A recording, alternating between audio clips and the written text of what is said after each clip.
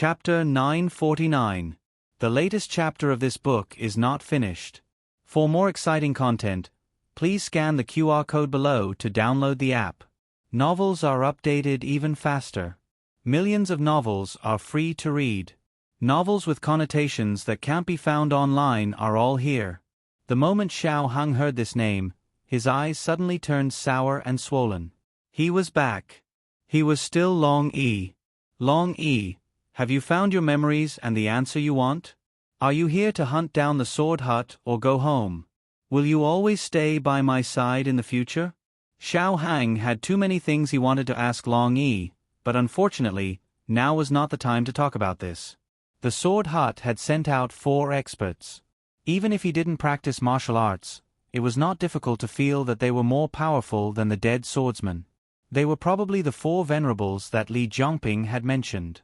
Long Yi, you have to be careful. It's Shi Tian. The venerable white tiger exclaimed. The other 3 also recognized him. There were many unexpected things in this world, but the most shocking thing was definitely the scene in front of them. The former genius swordsman, the direct disciple of the sect master, had actually changed and become the enemy of the sword hut. This was really, as the leader of the 4 venerables, the venerable Azure Dragon should have the right to speak. He took a step forward and looked at Long Yi with a gloomy expression. He said majestically, Shi Tian, do you really want to be enemies with the sword hut? His gaze swept past Xiao Hang and the others and landed on Long Yi's masked face again. Don't be fooled by this group of people. You are not Long Yi at all. You are a disciple of the sword hut. The sect master is your master. You were raised by the sect master. To the sect master, you are half his son. When you went missing, the sect master did his best to find out about your whereabouts. When he found out that you didn't complete the mission, he didn't take his anger out on you. He only hoped to find you safely. I didn't expect you to be kidnapped and have your memories erased. You forgot everything about the sword hut. An Han had already reported to the sword hut about Long Yi's memory loss.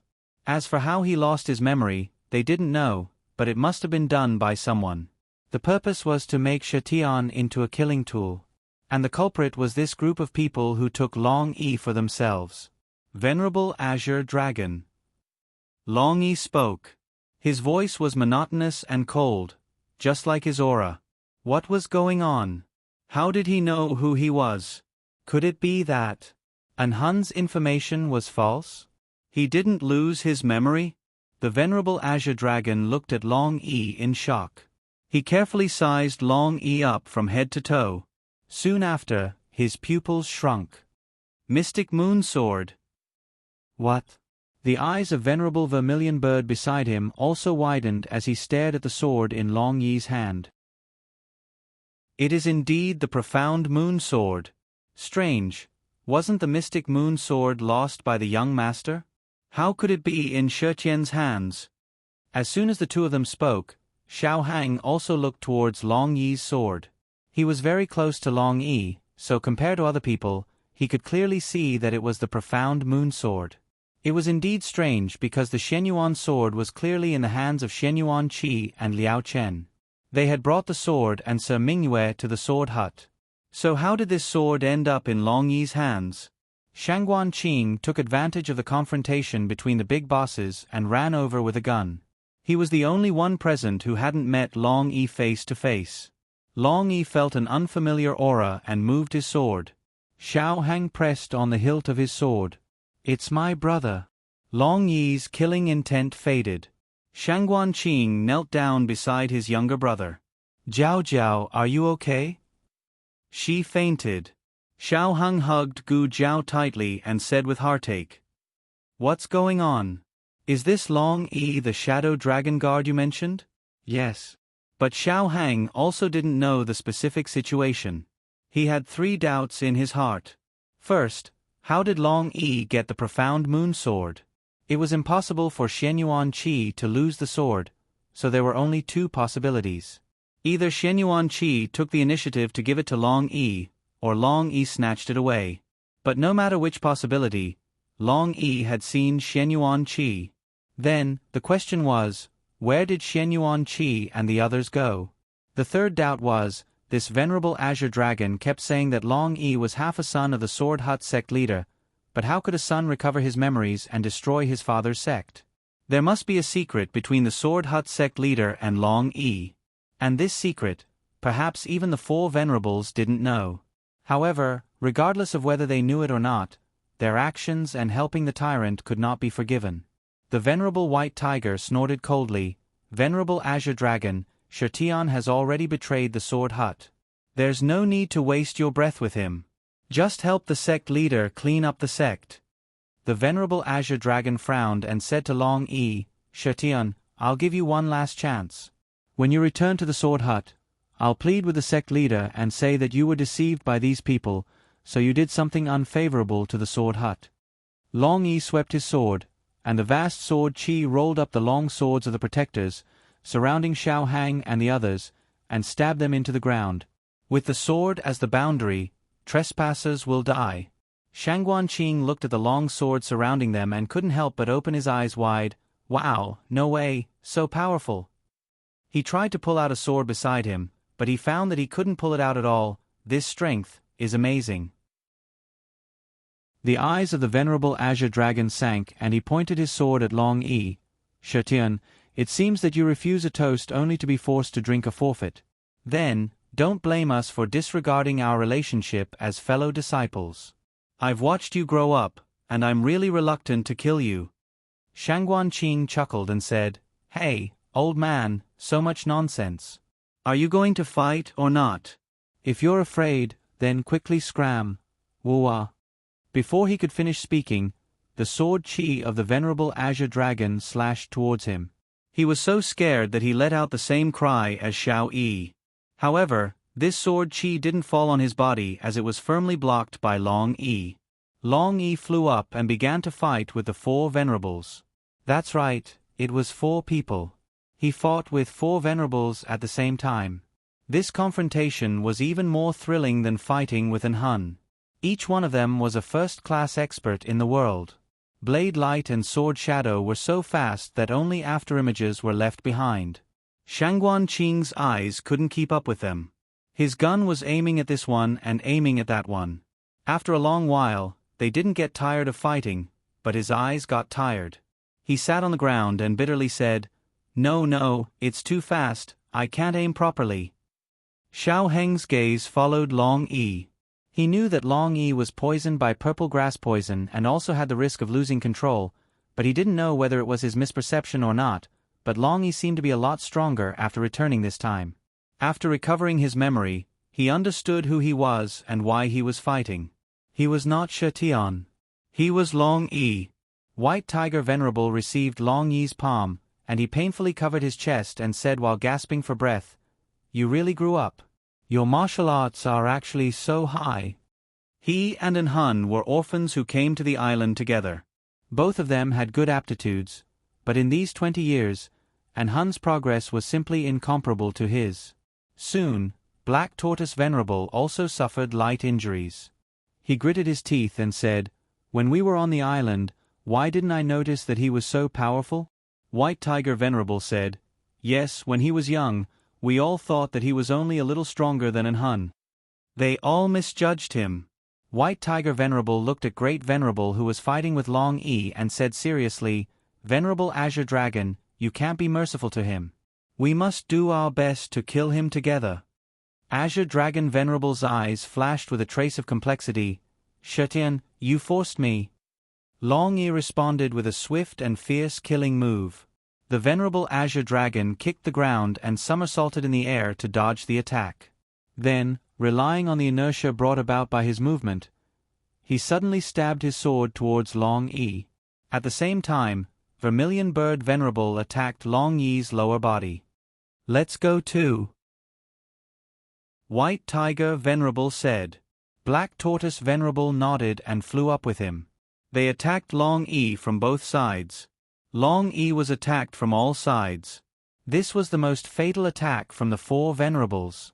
Everyone felt that Long E was going to be pierced into a sieve. Then, something unexpected happened. Long E soared into the sky. "Want to escape?" White Tiger Venerable also soared into the sky. However, Long E stomped on his head and he fell down heavily. Venerable White Tiger. Black Tortoise Venerable was aghast. Long Yi's stomp directly crushed White Tiger Venerable's head with internal force. He fell to the ground and died on the spot. The other three were furious.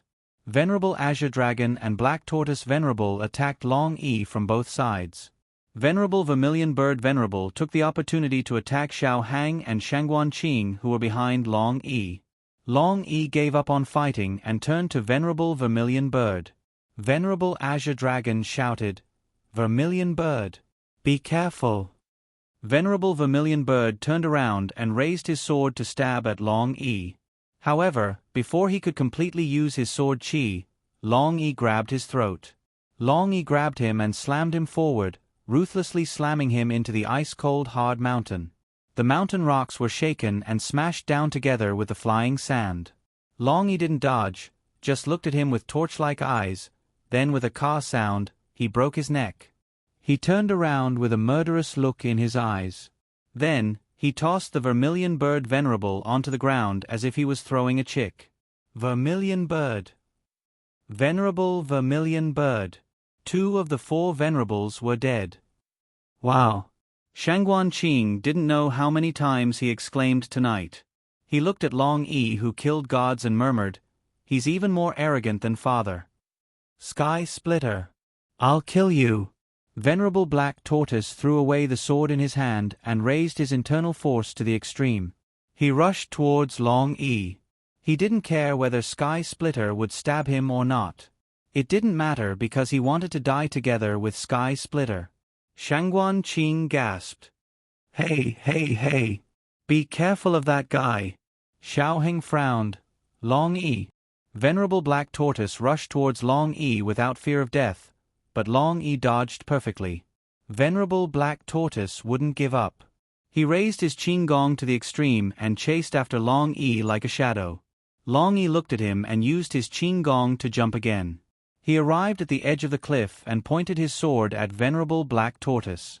Venerable Black Tortoise rushed over as if he didn't care about his life. Long E held his head and squatted down. Venerable Black Tortoise. Damn you! You said you would stab me. I'm not reconciled. Along with a crazy roar, Venerable Black Tortoise flew down the cliff. Shangguan Qing was stunned. You can do this? Xiao Heng let out a long breath. It was still the familiar Long E. There was only Venerable Azure Dragon left. He was the strongest Venerable Black Tortoise, but at this time, he had the intention to retreat. He didn't want to fight with Long E. He retreated far away. At this distance, it was very difficult to catch up. Long E rolled his eyes and his cold aura disappeared in a second. He lay on the ground and spread himself out. Seeing that Venerable Azure Dragon still didn't come over, he simply crooked his mouth, stuck out his tongue and rolled his eyes. It was as if he was saying, "You're injured, so you're easy to kill." Xiao Hang and Shangguan Qing covered their eyes and couldn't bear to look. This spicy acting, was he trying to snatch Jiao Jiao's rice bowl? The Venerable Azure Dragon's body trembled as he was struck by the lightning. I won't be fooled by you. He turned and left. Pang! It was Shangguan Qing who pulled the trigger of the gun. Venerable Azure Dragon was sent flying by the gun. Long E kicked him and perfectly kicked him down the cliff. Shangguan Qing blew the smoking muzzle and ran to the edge of the cliff. Looking down, his acrophobia flared up. He took a step back and grabbed Long Yi's arm. Long Yi looked at the claw on his arm and endured it. He didn't chop it off. Shangguan Qing didn't know that his claw was almost chopped off. He turned his head and smiled at Long Yi. We have a tacit understanding just now, right? My name is Shangguan Qing. I'm Xiao Heng's elder brother. AI, stinky younger brother, you don't know anything, you only know how to study. Why don't you follow me from now on? Well, I can follow you. Let's fight in Zhonghu together, that must be. While speaking, the eyes of Long Yi beside him suddenly turned cold, then he turned around and slashed out a sword chi. However, it was too late. Xiao Hang and Gu Jiao in the sword array had been caught by a quietly approaching figure. They were going in the direction of the back peak. Long Yi didn't say anything and chased after them with his qing gong. Shangguan Qing shouted, "Hey! Wait for me!" He looked at Gu Chongqing and Dukan behind the rock. No, he couldn't leave. He had to stay. In a dense forest on a hillside, two handsome young masters were moving forward in the dark. "Can't we light an oil lamp?" "No, we'll be discovered. We're not even halfway up the mountain. How can we be discovered from so far away?" Don't underestimate the ability of the Sword Hut disciples. Humph, bullshit Sword Hut disciples. Maybe they'll all be killed by my sister. Gu Chengfeng glanced at him speechlessly. Gu Yan said, "What? Did I say something wrong?" Gu Chengfeng said, Okay, you're right. You're all right. However, before we can be absolutely sure, we should be cautious. I'm not afraid if I'm alone, but you don't know martial arts. If someone really comes, I'm afraid you can't escape. Humph. Gu Yan turned his face away. Gu Chengfeng reminded him, "When you see your sister later, don't say I brought you here." Gu Yan crossed his arms. "I know. Just say I met her halfway. Jiao Jiao won't believe it. You'll be beaten. Even though I wanted to follow you." Gu Chengfeng looked ahead and said, "Hey, there seems to be a small bamboo house over there. I'll go check out the situation first. Wait for me here. Don't follow me." Before he could finish the word run, Gu Chengfeng found that Gu Yan had already left him behind and hid behind a big tree. Oh, there was no need for that. There was no one in that small bamboo house. Gu Chengfeng let out 2 cuckoo calls. This was a signal that everything was safe. Gu Yan appeared and walked over. Gu Chengfeng said, "There's no one. Let's go to the villa." "Okay." Gu Yan nodded.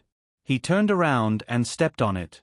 Not knowing what he stepped on, the ground suddenly split open and the two of them fell in without any warning. Long Yi followed that shadow to the conference hall of the Hidden Sword Villa. The main hall of the conference hall was spacious and wide. There were 2 candlesticks on both sides with flickering candlelight. It wasn't very bright and was swaying in the night wind. It reminded people of the ghost fire in the middle of the 7th month. There was a large red sandalwood chair placed in the middle of the platform that faced the main door. A masked old man wearing a gray gown and a golden gauze robe sat there with a dignified aura. His aura didn't leak out. This was the highest realm of martial arts. In the entire Sword Hut, other than Long Yi, only sect leader Rong could reach this realm. In the main hall, there was only the sect leader. Long Yi looked at him coldly and held the mystic moon sword tightly. Sect leader Rong smiled faintly and said, "Shetian, you're finally here." Endless hatred and anger appeared in Long Yi's eyes. "Hand over the person."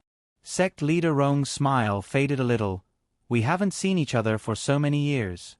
You don't even know how to call me master?" Long Yi tightened his grip on the sword hilt. Sect leader Rong said with an amiable smile, "They are very safe now. You can rest assured. I didn't expect you to make a few friends after leaving the island for so many years. Master is very gratified." At this moment, Gu Jiao and Xiao Hang were actually sitting behind sect leader Rong. They were blocked by a hollow wooden wall. An expert of the Sword Hut wearing a black robe was guarding them. Just now, this person had brought them here. Xiao Heng's acupoints were sealed. Because Gu Jiao was unconscious, no one did anything to her for the time being. But in fact, Gu Jiao had already woken up. She heard Long Yi's voice. As it turned out, Long Yi spoke like this. "Very good," Long Yi spoke. Sect leader Rong said with a smile, "I heard you went to the Sword Hut Island a while ago. Unfortunately, Master had some matters to attend to and couldn't wait for you on the island." Hearing this, Gu Jiao and Xiao Hang understood. The massacre on the Sword Hut Island was really a self-directed act by the Sword Hut. In order to deceive Long Yi and the Dark Knight clan, they really took great pains and sacrificed so many disciples. Sect leader Rong said, "Shetian, there is no enmity between you and me. As long as you are willing to obediently call me master like before, I can let bygones be bygones. Long E said, I'll say it again. Hand over the people. His tone was very calm, but in fact, his mood was fluctuating very violently. Gu Jiao could feel it even though they were separated by the wooden wall. It was like a strong hatred, but also like an unreconciled humiliation. Long E had never shown this kind of emotion. Even when he fought with the hateful Han, Shi Yi had never shown it. Could it be that the sect leader of the Sword Hut had done something to Long E? The latest chapter of this book is not finished yet. For more wonderful content, please scan the QR code below to download the app. Novels are updated even faster. Millions of novels are free to read. Novels with connotations that can't be found on the internet are all available here. https://www.zhbqg.com/89642/826/10458573. HTML Genius 1 second. Remember the website address. www.zhbqg.com Biku Pavilion Mobile Reading Website. zhbqg.com. Chapter 950. The latest chapter of this book is not finished yet. For more exciting content, please scan the QR code below to download the app. The novel was also updated at a faster rate. Millions of novels were read for free. There are all kinds of novels that can't be found online here. Under the bright moonlight, a black awning boat was docked beside a rock in a canyon. The towering cliffs of the canyon blocked the boundless night sky. Even the surface of the water did not reflect the slightest bit of light. At a glance, it was like a bottomless black pool. Shen Yuanqi sat alone on the deck, holding the wolf-toothed jade pendant that he had taken off from his neck. Liao Chen walked out from the canopy and sat down beside his father. He looked at his father and said, "Father, are you still thinking about the heaven splitter?" Shen Yuanqi sighed, "I didn't expect that I would meet the sky splitter on my trip to the Sword Hut." Lu Chen said, "I met him once in Shangdu. His name is Long E. He is a friend of A Hang and Zhao Zhao. I have not fought with him, nor have I spoken to him. Is his martial arts still as powerful as 20 years ago?" Shen Yuanqi said, "He's much more powerful than 20 years ago." Liao Chen looked at him worriedly. "Father, are you hurt?" Shen Yuanqi puffed up his chest. "Me too. I'm very powerful." Liao Chen, "How is Rongyu?" Shen Yuanqi asked.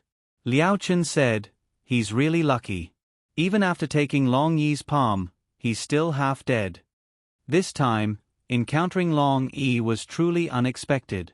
Long Yi seemed to be chasing after the people of Sword Hut. Rong Yu was young noble Ming Yu. Although he had never seen Long Yi, he had the profound moon sword on his body and used the moves of Sword Hut. His father promptly intervened and saved Rong Yu from the hands of Long Yi. Long Yi was enraged, and fiercely fought with his father, but halfway through, Long Yi stopped. Why did he suddenly stop? Liao Chen had been too far away to see what had happened. Because of this. Shen Yuanqi pointed at the jade pendant in his hand. This? Liao Chen didn't understand.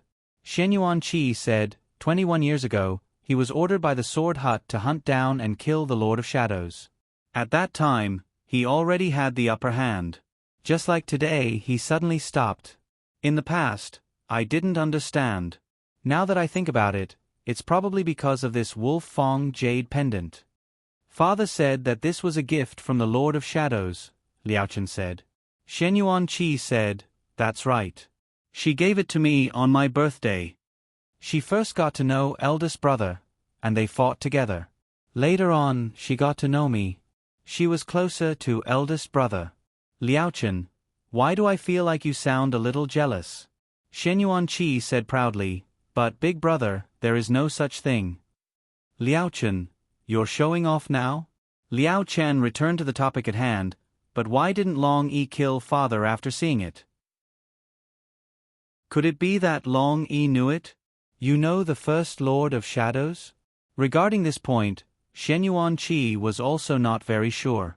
However, Long Yi had left without saying anything. Shen Yuan-Chi had no choice but to go to Sword Hut Island to find the answer. Long Yi had snatched away the profound moon sword, but the mechanism to enter the island had already been destroyed by Long Yi, so he didn't have to worry about not being able to enter the island.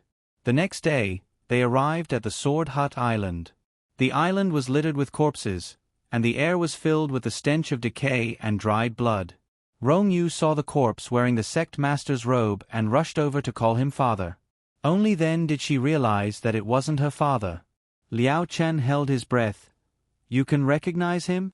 Rong Yu said, "Although his appearance is rotten, my father isn't that short." Liao Chen sneered, "It seems that your father escaped." Shen Yuan-Chi's goal was to find the truth of the matter. He searched the entire island, and finally found a secret room in the sect master's study with the help of Rong Yu. "I've never been to this secret room. Father didn't allow me to enter his study," Rong Yu said. "Let's go in and take a look," Liao Chen said. There were some strange pills in the secret room, as well as a large number of things that Rong Yu had never seen before. Liao Chen opened the box and took out a rusty weapon. "It's a gun." Strange, the gun was made by the Lord of Shadows. Why does the Sword Hut Island have it? The three continued to search. Other than the gun, they also found many things that only the Shadow Division had. Liao Chen frowned. Did this guy steal from the Shadow Division? Shen Yuan-Chi said, "It's possible." In those years, all the big branches of the Shadow Division were destroyed by the Sword Hut. The things inside were also gone. Liao Chen carelessly touched a switch, and a brocade box popped out from the wall. Liao Chen opened the box and took out a yellowed book. There is a notebook here. Shen Yuan-Chi read the notebook and suddenly realized, Shirtian actually came from the Dark Knight Island. He is the child of the first island master. In the conference hall of the Hidden Sword Villa, Long Yi and Sect Master Rong were fighting. Sect Master Rong coldly snorted and said, "Your martial arts were taught by me. Do you think that with the mysterious moon sword, you are my opponent?" Mysterious moon sword? Was it in the hands of Long Yi? Gu Jiao woke up after entering the conference hall, so she didn't see the sword in the hands of Long Yi. A doubt flashed in her heart. The mysterious moon sword disappeared together with the sect master's son. Since the sect master recognized this sword, he unexpectedly didn't ask about the situation of his son. It seemed that the sect master of the Sword Hut didn't have any feelings for his son. Thinking about it, if he had feelings, he wouldn't have allowed his son to suffer the persecution of his legal mother. The battle between Long Yi and him was very fierce. From time to time, the sound of tables and chairs being broken could be heard from the conference hall.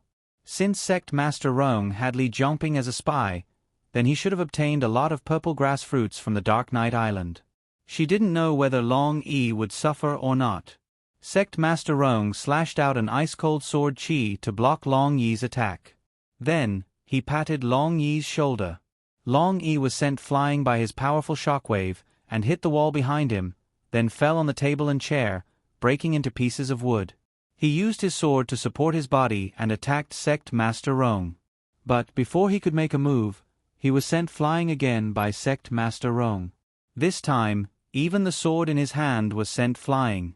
Long Yi felt a pain in his chest and a trace of scarlet blood flowed out from the corner of his mouth. Sect Master Rong sent out a third palm and completely injured Long Yi's dantian. Long Yi spat out a mouthful of blood and his entire body slightly spasmed. Sect Master Rong walked towards Long Yi step by step. Looking down at him, he said coldly, "Shirtian, why are you so stubborn? Why do you have to go against me? Am I not good to you? Or, did you recover your memory?" Recover? Could it be that Long Yi had lost his memory more than once? And from his tone, Long Yi's memory loss seemed to be related to him. 21 years ago, Long Yi went to assassinate the Master of Shadows, Shen Yuan-Chi. As a result, Long Yi took the initiative to give up the mission. After that, Long Yi left. After that, Long Yi lost his memory and entered the Princess Mansion. That memory loss, was caused by Sect Master Rong. Why did Sect Master Rong erase Long Yi's memory? What exactly did Long Yi remember? Gu Jiao had countless doubts in her heart. She wanted to help Long Yi, but the knockout drug in her body had taken effect. This wasn't an ordinary knockout drug. This black-robed man was also not an ordinary swordsman. Sect Master Rong looked at Long Yi, who was seriously injured and vomiting blood. Do you know why I asked you to assassinate Shenyuan Qi? I actually wanted to lure the first Master of Shadows out. I always felt that she was inseparable from the Dark Knight Island. If the thing I wanted wasn't on the Dark Knight Island, then it must be in her hands. But now, it seems that a girl got her things. I've already caught that girl, so it doesn't matter if she appears or not. As for you, I didn't want to kill you, but you've ruined my plans again and again. Don't blame me for not caring about our master and disciple relationship. He raised the long sword in his hand and suddenly stabbed towards Long Yi's heart. Show! Long Yi grabbed the long sword with his bare hands. The sharp blade of the sword cut open the palm of Long Yi, and warm blood flowed out. Sect Master Rong was shocked. He obviously didn't expect that Long Yi, who was on the verge of death, could still have such strength. Long Yi's aura was soaring. With a flip of his hand, he broke Sect Leader Rong's long sword. Then, with a speed as fast as lightning, he jumped up and stabbed the broken sword into Sect Leader Rong's chest without hesitation. Sect Master Rong was stunned. How could?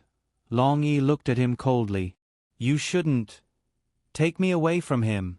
After saying that, he suddenly stabbed the sword into Sect Master Rong's chest. The mask on Sect Master Rong's face cracked and he fell to the ground with a cracked expression. Long Yi slapped with his big palm and a powerful internal force shook the broken sword on the ground and stabbed it into Sect Master Rong's chest. After being stabbed twice in a row, even if he ate purple grass fruit, he couldn't take it anymore. Sect Master Rong violently vomited blood. In a battle between experts, every move was a matter of life and death. It wasn't strange to lose quickly, but it shouldn't have been him who lost. His martial arts were above Shetian and Shetian didn't lose control. How could he explode with such terrifying power? Long Yi waved his big palm and the mystic moon sword that was sent flying returned to his hand.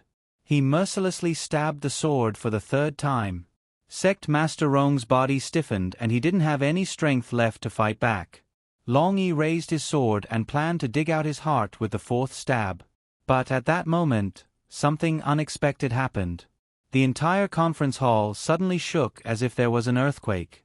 Long Yi's body swayed and behind the wooden wall, Xiao Hang and Gu Jiao's chairs were thrown forward. Gu Jiao gritted her teeth and defeated the feeling of weakness in her body. She hugged Xiao Hang. The two of them rolled on the ground twice before coming to a stop. That black-robed man lost his balance and knocked into the wooden wall behind him. The wooden wall collapsed and he rolled onto the floor of the conference hall. He looked at Sect Master Rong, who was lying in a pool of blood, and his expression changed. He quickly grabbed him and left. The shaking continued. Long Yi saw Xiao Hang and Gu Jiao behind the conference hall and he flew up. He couldn't hold the sword with the two of them. He threw away the mystic moon sword and rushed out with Xiao Hang and Gu Jiao, one in each hand. Unexpectedly, the floor suddenly cracked and the three of them fell. In a dark tunnel, Gu Yan and Gu Chengfeng were swaying left and right. Gu Chengfeng's head heavily knocked against the wall. Gu Yan benefited from watching the wrestling little dumpling in Jing Kong and learned a perfect wrestling technique. He didn't hurt. What's the situation? Did the Earth Dragon turn over?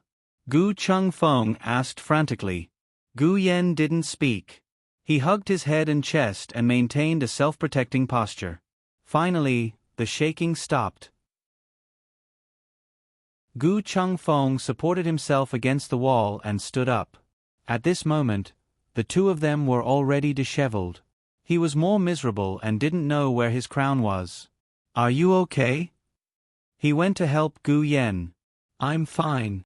Gu Yan grabbed his hand and stood up. He looked around and asked, Where are we? Gu Chengfeng held his dizzy head and panted while touching his chest. I'm not sure. Do you have a match on you? Mine seems to have fallen off. Gu Yen took out a match from his chest. Yes. Gu Chengfeng took it and blew on the match. He walked out of the tunnel step by step with the help of the burning fire. After they fell from the courtyard of the small bamboo house, they entered a strange passageway. They followed the passageway and kept walking forward, and for some reason, the accident just now happened. He almost thought that the tunnel was going to collapse. Where is this? There are so many bloodstains on the ground. Gu Chengfeng entered the meeting hall. He squatted down and touched the bloodstains with his fingertips. It's fresh. There was a fight here. He looked around and found a peacock feather sword shining with cold light in the ruins. He picked up the sword and looked at it carefully. He exclaimed, "Wow, a black iron sword. It's mine." Gu Yen found a mask on the side. Gu Yen picked up the mask and smelled it. He said, "It smells like my sister's body. My sister came here before." In the dark secret room, Long Yi used his body as a shield to catch Gu Jiao and Xiao Heng. The two hurriedly stood up. Gu Jiao felt Long Yi's pulse and Xiao Heng blew on the match. "Are you all okay?" he asked. Gu Jiao said, "I'm fine. Long Yi is injured." Xiao Heng looked at the pale Long Yi and asked, "Is it serious?" Gu Jiao pulled back her hand. "It's serious. But his body is special. It shouldn't be life-threatening," she said and felt for the first aid kit. The first aid kit fell off. The mask also fell off. The mask was made by Shangguan Qing. Manager Zhang suddenly came to the residence and said something happened to Anghua Gong. She stuffed the mask into the first aid kit. Xiao Heng looked around. "There's a passage in front. Let's leave here first." Gu Jiao nodded her head and helped Long Yi up together with Xiao Heng. Soon after, she sighed with emotion and said, "A small hidden sword villa actually built a secret passage. It truly doesn't reveal the mountain nor the water." Xiao Heng frowned and looked at the cold walls. He felt that this place was very dangerous. "Let's go." Gu Jiao suddenly looked at Long Yi's handsome face and said, "That's right, Long Yi. Who was that man wearing a black robe just now?" "Gu Master," Long Yi said. Gu Jiao smiled and her eyes shone. "You really know how to talk, Long Yi." In another passage, Gu Yen carefully searched for traces of Gu Jiao. He could not see any clues, but based on the senses of the twins, he felt that she should be nearby. "Should we call out?" Gu Yen turned around and asked Gu Chengfeng, but he was frightened by a terrifying bronze mask with fangs. "Ah! What are you doing?" Wearing a mask, Gu Chengfeng grinned and said, "Are you scared?" Gu Yen was still in shock. He rubbed his wildly beating heart and said angrily, "Childish! You're not allowed to walk behind me." Gu Chengfeng snorted. "I don't have the twins' connection with your sister. How would I know where to go?" Gu Yen said angrily, "Go forward." Gu Chengfeng held the mask on his face and touched the peacock feather dark iron treasure sword on his waist. He said to Gu Yen, "Give me the match." Gu Yen gave it to him coldly. He walked forward with his head held high. "You're so timid. I told you not to follow me. You and your sister came from the same mother's womb. Why are your temperaments so different?" "Ah, that's right. She's not you. Cough cough. I mean, she didn't grow up with you." "Hey, I said so much. You should at least say something." Gu Chengfeng turned around in puzzlement, but Gu Yan's figure was nowhere to be seen. "Gu Yan." His expression changed and he walked back. Just as he turned a corner, a black shadow came up to him and knocked him out. "Long Yi, are Gu masters powerful?" In the passage, Gu Jiao continued the topic. Long Yi thought for a while and said seriously, "They're not powerful in fighting. They're powerful in using Gu. Gu masters raised Gu. Generally speaking, their bodies were very weak. They were good at using Gu to increase their strength. They gave people the impression that they were experts, but it was actually the effect of Gu." Gu Jiao understood, so if that guy fought in close combat, he had no chance of winning. Long Yi paused and said with lowered eyes, "But Gu masters can control people." Gu Jiao asked, "Your memory was erased by that Gu master?" Long Yi, yes. Not only did he erase his memory, he also turned him into a tool to kill people. He killed people he shouldn't have killed and destroyed things he should have protected. "There's someone," Xiaoheng said. At the end of the passage, a stone door slowly opened. There was a weak light coming out from inside. Long Yi walked forward and protected the two behind him. He walked towards the stone door with a cold gaze. When he reached the door, he found that it was a spacious secret room.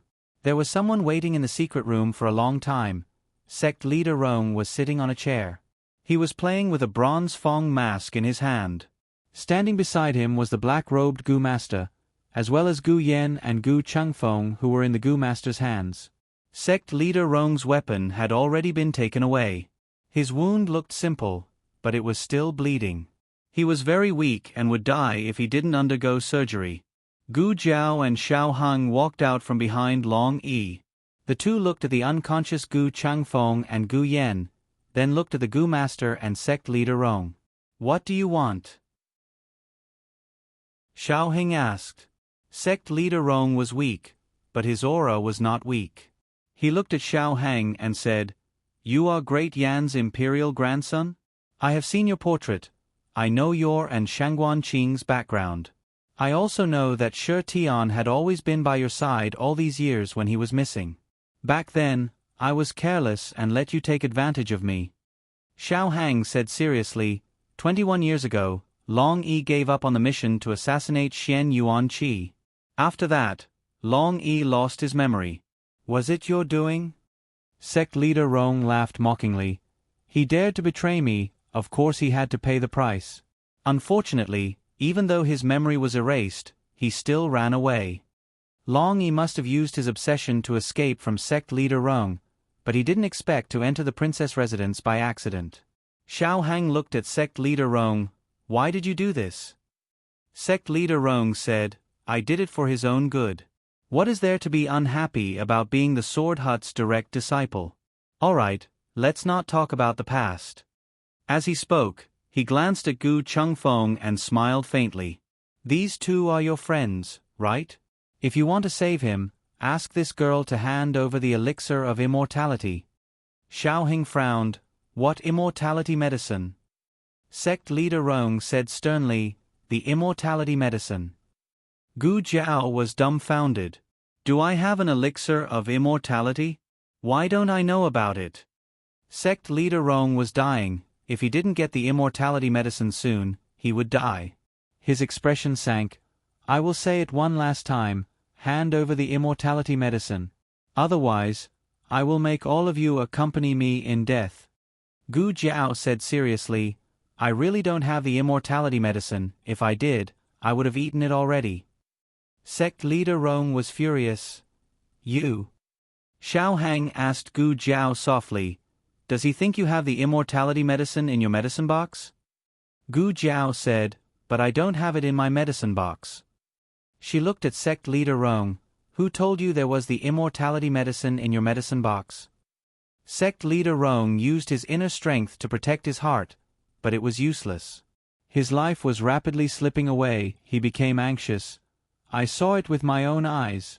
It must be in your medicine box. Take it out. Take it out." This person was crazy. He was like those emperors who were obsessed with refining pills to obtain immortality. But how could there be immortality in this world? Where was the immortality medicine? Sect leader Rong lost his patience and said to the Gu master, "Kill him."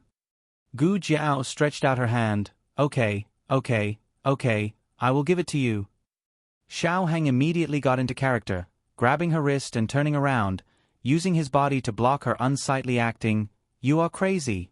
You only have one. If you give it to him, what will happen to you?" His acting had reached perfection. In Gu Jiao's previous life, he would have been an Oscar winner. No one doubted that he was telling the truth. Gu Jiao sighed with a pained expression, "But I can't let him kill my brother and Gu Changfeng. I don't have the elixir of immortality. At most, I'll be like you guys. There's nothing bad about being born, old, sick, and dead. Xiao Heng said solemnly, Jiao Jiao. Say no more. Gu Jiao raised her other hand and made a stop gesture, taking out a small porcelain bottle from her bosom. Xiao Hang snatched the bottle and turned to look at sect leader Rong. His eyes were filled with unwillingness, anger, helplessness, and complex emotions. Hand over the person and hand over the medicine. I will count to 3, you push the person over and I will throw the medicine to you. Sect leader Rong's eyes flashed with greed. Okay. 1, 2, 3. Xiao Hang had just finished speaking when the Gu master pushed the person over, and Xiao Hang also threw the medicine out. Long Yi flew up and caught Gu Chengfeng, while Gu Jiao also walked up and caught Gu Yen. At this moment, the originally unconscious Gu Yen suddenly opened his eyes and took out the peacock feather sword on his back. His cold eyes flashed and the sword pierced someone's heart. The Gu master lowered his head and looked at the mystic moon sword that had pierced through his chest. He turned around in disbelief. You? Gu Yen wiped away the blood that had splashed on his face, his eyes clear. You want me to hurt my sister? Dream on. The Gu master fell into a pool of blood. Sect leader Rong's large palm sucked and the medicine bottle flew into his hand. Gu Yen lost all strength and fell on his butt. Gu Jiao knelt on one knee and hugged him. Ah Yen. Gu Yen trembled as he took out a small porcelain bottle from his bosom and said in a trembling voice, Fortunately, Master's wife gave me the poison. Sister, stay away from me. I still want to kill you. Long Yi pulled out the sword on the Gu master's back and chopped off his head. Gu Yan's vision turned black and he fainted in Gu Jiao's bosom. When the Gu master died, the Gu poison was naturally removed. The reason why he fainted was because he had taken the poison refined by Master's wife to resist the Gu poison. Gu Jiao hugged him tightly in her bosom, her face close to his ice-cold face as she whispered, Silly brother. On the other side, sect leader Rong, who had obtained the pill, laughed crazily. I have the elixir of immortality. I won't die. I won't. With a loud rumble, the entire secret room started shaking again. Sand fell from the cracks between the roof and walls, and the dust in the secret room flew into the air. Xiao Heng looked around and said with a serious gaze, It seems like someone has activated the underground mechanism. This place is going to collapse. Let's leave quickly. He held Gu Jiao's hand. Long Yi held one on each side, with Gu Chengfeng on his left and Gu Yen on his right, covering their retreat. Right at this moment, the secret room's stone door fell. Long Yi saw that the situation was bad and threw out Gu Chengfeng and Gu Yen, then sent out Gu Jiao and Xiao Hang with 2 palms. The stone door fell very quickly, and after doing all this, he could not rush out in time. Gu Jiao shouted, Long Yi. Seeing that the secret room was about to close completely, a small medicine box appeared under the heavy stone door with a click, firmly holding it back. Gu Jiao and Xiao Hang lay down and looked through the gap of the stone door. Xiao Heng said, Long Yi, come quickly. Long Yi rolled on the ground and left the secret room through the gap of less than a foot. Sect leader Rong had just taken the elixir of immortality. He could live forever like the first island lord of Dark Knight Island, but he could not waste the rest of his life here. He had to go out and rebuild the sword hut. He entered the gap under the stone door. The small medicine box did not move. But just as sect leader Rong was halfway up, something unexpected happened. The medicine chest suddenly disappeared, and the heavy stone door fell down heavily. No! Sect leader Rong was crushed into 2 under the stone door. He opened his eyes and saw the small medicine box in front of him. He spat out blood and stretched out his hand. With the medicine, I can live, give me the medicine. But until he died, he did not touch the box that was within reach. August. The golden autumn season. Gu Jiao and Long Yi were recuperating in the princess residence. Little Zhou's wings were wrapped in gauze and he valiantly hid in the courtyard, showing off his injuries to his new little brothers. Gu Yen was fine. He had already gone to school with Gu Xiaoshun. Xiao Hang came out of Long Yi's room with an empty bowl in his hand. Gu Jiao looked at the bowl and said, You drank it all? So obedient. Xiao Hang smiled and took out a box of charcoal. I said you promised him. Gu Jiao's face darkened. At the end of August, Shen Yuanqi returned.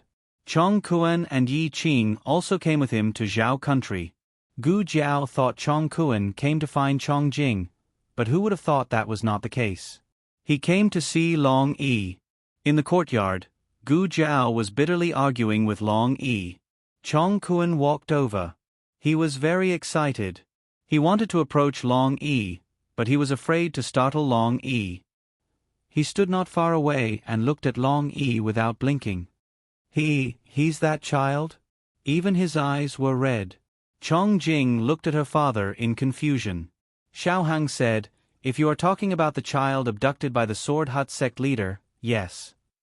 Long Yi was abducted by the Sword Hut sect leader when he was 5 years old. The Sword Hut sect leader let a Gu master erase his memory and cultivated him into a killing tool." Xiao Hang looked at Long Yi, who was playing with Gu Jiao with a lame arm, and said to Chong Kuan, "Long Yi was still young when he left. He only remembers that he came from Dark Knight Island and his father was the island master. He doesn't know anything else. But I heard from Chong Jing that you didn't give birth to a son as old as Long Yi." Chong Kuan smiled bitterly.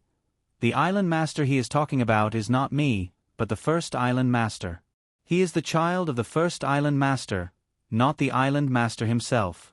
He should have been brought back from outside." "What do you mean by should have been?" Xiao Hing asked. Chong Kuan said, "The first island master was a strange person. He had many secrets that ordinary people could not understand. This child is one of them. I always feel that he is not an ordinary child." Long Yi was indeed not an ordinary person. Chong Kuan sighed. "Before the island master died, he entrusted this child to me and asked me to take good care of him. I didn't expect that the people of Sword Hut would abduct him and feed him purple grass poison, turning him into a death warrior. I am ashamed to face the island master." After the child disappeared, he also looked for him carefully. But he couldn't find him, so he thought he was already dead. Xiao Hing asked, "Does your island master have a medicine chest?" Chong Kuan was surprised. "Yes, how did you know?" After Gu Jiao finished today's task, Chong Kuan went to find Long Yi. He was not sure if Long Yi still remembered him. Gu Jiao and Shen Yuanqi went to the study room. Shen Yuanqi handed a brocade box to Gu Jiao. "I went to Sword Hut Island first and found that Long Yi was related to Dark Knight Island. Thus, I went to Dark Knight Island again. This is the personal record of the Sword Hut sect master." Gu Jiao first looked at Sect Master Rong's personal record. As it turned out, when he was 8 years old, he followed his father out of the island. His senior brother was injured and fortunately, a godly doctor came to his rescue. There were all kinds of strange knives and medicines in the medicine chest of the godly doctor. When he was 20 years old, he met the same godly doctor again. The godly doctor's appearance did not change. When he was 30 years old, it was the same. He felt that the godly doctor must have taken the elixir of immortality, and that elixir was hidden in his medicine chest. He followed the godly doctor to Dark Knight Island and found that he was the island master of Dark Knight Island. Then, he found a portrait in the study room of the godly doctor. "This is the portrait of the first Dark Shadow Master," Shen Yuanqi said, and took out the portrait from his bosom. He handed it to Gu Jiao with both hands. This was an extremely respectful gesture. An elder would not pass something to a younger generation like this. Gu Jiao was thinking about something and did not pay attention to this detail. But when she took the portrait, her expression suddenly froze. This was not a portrait. It was a photo. A photo of her previous life. Gu Jiao went to see Chong Kuan and asked him for the portrait of the first Dark Shadow Master. Chong Kuan took out an old portrait. "This is the first time I saw him. I was afraid that I would forget one day, so I drew it early." Gu Jiao saw a tall man wearing military boots and a coat. He was tall and had a cold expression. Godfather. It turned out that the person sect leader Rong saw was her godfather. His appearance did not change, not because he took the elixir of immortality, but because he transmigrated here again and again. Gu Jiao held the portrait tightly. "Where did he go?" Chong Kuan said sadly, he died. Gu Jiao's eyes trembled. What did you say? Chong Kuan sighed. Every time he came here, he would plant a batch of purple grass. But for some reason, the first batch of purple grass could not be planted. Then, he passed away. Before he died, he asked me to bury him under the purple grass. Don't you think it's strange? The next year, a large amount of purple grass grew at the place he was buried. Gu Jiao looked at the portrait in a daze. Tears suddenly fell down. At night, Yi Qing came to Gu Jiao's room. Gu Jiao sat quietly in front of the window. Yi Qing opened his mouth and said softly, "Now, what should I call you?" "Miss Gu, young commander, Mrs. Xiao, or," Gu Jiao said, "you can call me anything." "Your master." Yi Qing came in front of her, looked down, took a deep breath, suppressed the choking in his throat, and said in a normal tone, "My master went to travel the world. Before he left, he went to see me at the Dark Night Island. He had something for me to give to you." Gu Jiao took the box and opened it. It was the 3 clay figurines sitting under the peach tree, and the portrait of the general who did not have a face. Now, the face had been added by the state preceptor. It was her face from her previous life. The Lord of Shadows was her, and she was the Lord of Shadows. Yi Qing turned and raised his hand, wiped the tears in his eyes without leaving a trace, and said calmly, "Master has a story, and I must tell it to you." Gu Jiao said, "Say it." Yi Qing considered the words and slowly opened his mouth. Once upon a time, there was a poor sorcerer. Because he offended the son of a big family, he was beaten and lived on the streets. When he was about to die, a fairy-like woman saved him. The woman said, "You look like an old friend of mine." Because of a similar face, the woman treated him, took him in, taught him everything, and also introduced him to the son of the Shenyuan family. He thought that the old friend must be very important to her. He wanted to pretend to be that person, but he didn't do it in the end. The luckiest thing in his life was to meet her. The last thing he regretted was that divination. It's a long way to the back of the mountain, so there's no need to look for him. Therefore, the state preceptor was not a transmigrator. He just knew her. The state preceptor was not the godfather. He just had a face similar to the godfather. The real godfather had been buried under the purple grass on the Dark Night Island. When Xiao Hang came to the room, Yi Qing had already left. Gu Jiao was burning paper money. There were 2 braziers. Xiao Hang looked at her with distress and said, "One is for the First Lord of the Dark Night Island, and the other is," Gu Jiao whispered, "an old friend." The Dark Night Island was farther than the Yen Kingdom. At this time, they would encounter the extreme weather of the ice field. Chong Kuan and Chong Jing temporarily lived in the Lord Protector's mansion. This was what Gu Jiao wanted. She also planned to go to the Dark Night Island. After the spring, she should give birth. At that time, she would go back with Chong Kuan and Chong Jing. In October, Shangguan Qing returned to the Yen Kingdom. In the 12th month of the same year, Grand Secretary Yuan caught a cold, and his health was not as good as before. Grand Secretary Yuan felt powerless and submitted a resignation letter to the emperor. The emperor urged him to stay several times, and it was not until February of the next year that Grand Secretary Yuan's resignation was approved.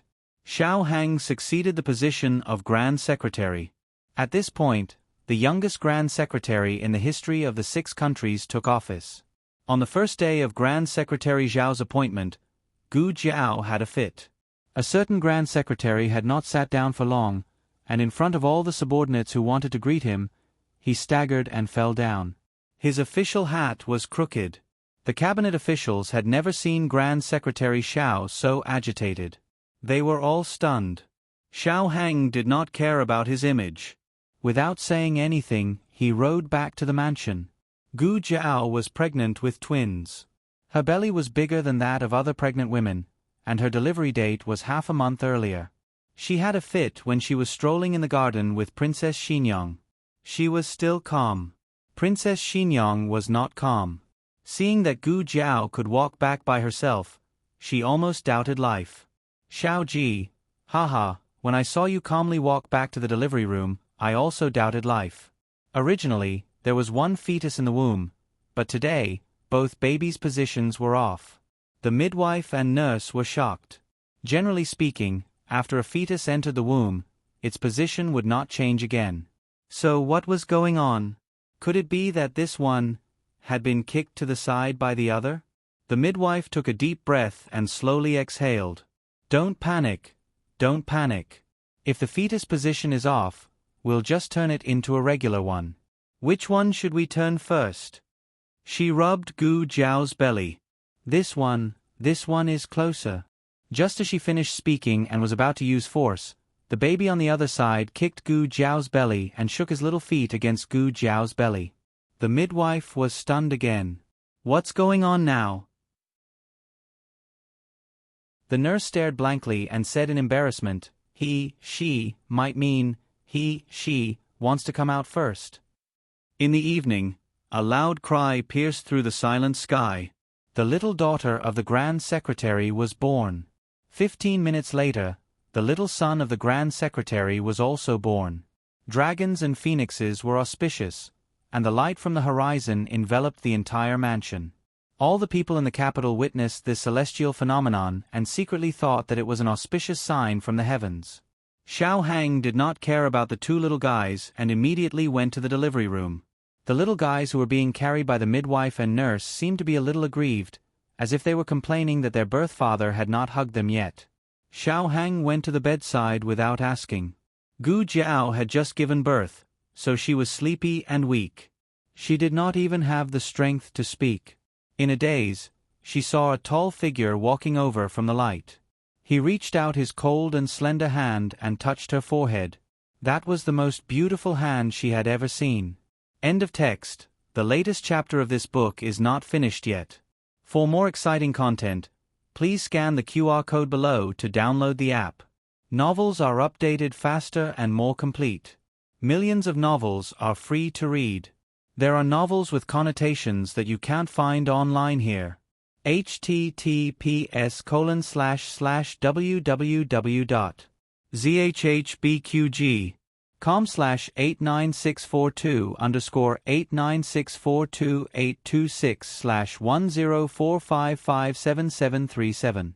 HTML Genius memorized this website's address in 1 second. www.zhbqg.com Biku Gu mobile reading website, zhbqg.com.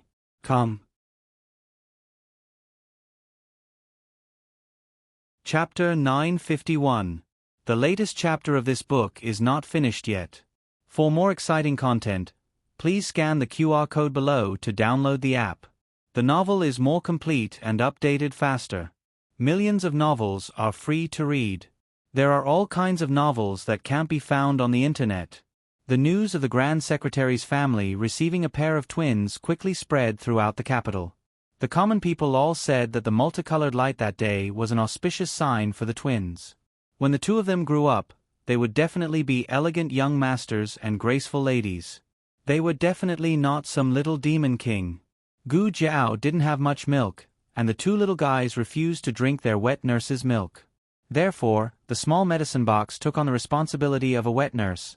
Not only did it produce milk bottles, but it also produced milk powder for the neonatal intensive care unit.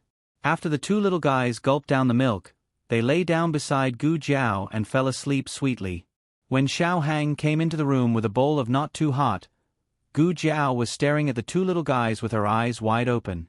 That little expression of disbelief seemed to be saying, "Are they really my children?" Xiao Hang walked over with a smile and sat down by the bed. "Mother asked the cook to make chicken soup for you. Did you put salt in it?" Gu Jiao asked. Xiao Hang laughed when he heard this. "Yes, you don't need to be breastfed now. You can eat and drink like a normal person."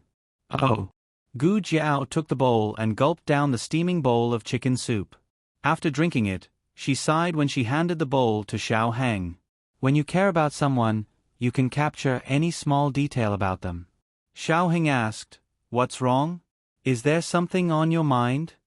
"Well, not really." Gu Jiao shook her head. After so many days, She had been shocked and digested most of the things that needed to be digested. Occasionally, when she thought about it, she still felt a little emotional. She had actually transmigrated 3 times. Once, she was the Lord of Shadows. Twice, she was Jing In and this life. But she had almost no memory of the first 2 transmigrations. She must have been affected by the space-time magnetic field when she transmigrated and lost her memory.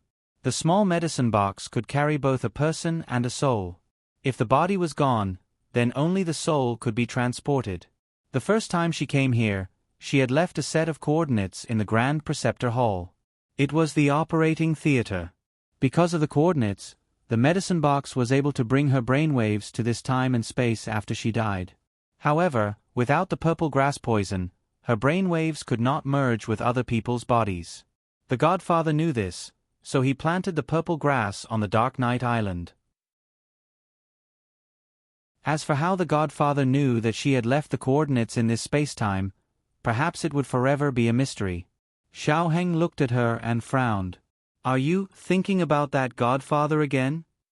He was very jealous of his Godfather, especially after knowing that the guy had sacrificed so much for Gu Jiao. He deeply felt that the other party had stolen his job. Gu Jiao tilted her head and looked at him. "Is Aheng jealous again?"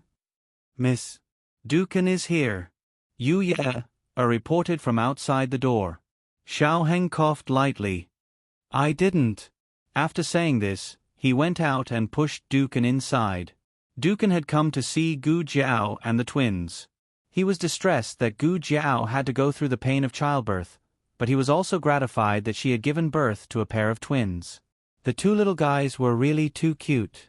Although they had not yet grown up, their facial features were very similar to their parents. How could they be different? Among the things that the Grand Preceptor had Yi Qing give to Gu Jiao, there were a few handwritten letters. One of the letters mentioned that the Grand Preceptor had told Duke and that Gu Jiao was Jing In. "Father." Gu Jiao called out to him. Dukan's arm that was holding the children froze, as he looked at Gu Jiao in surprise. Gu Jiao curled her lips. "The Grand Preceptor told me." She did not say what exactly was told, but how could someone as smart as Dukan not be able to guess? Dukan never dreamed that he would be able to hear this call of "Father."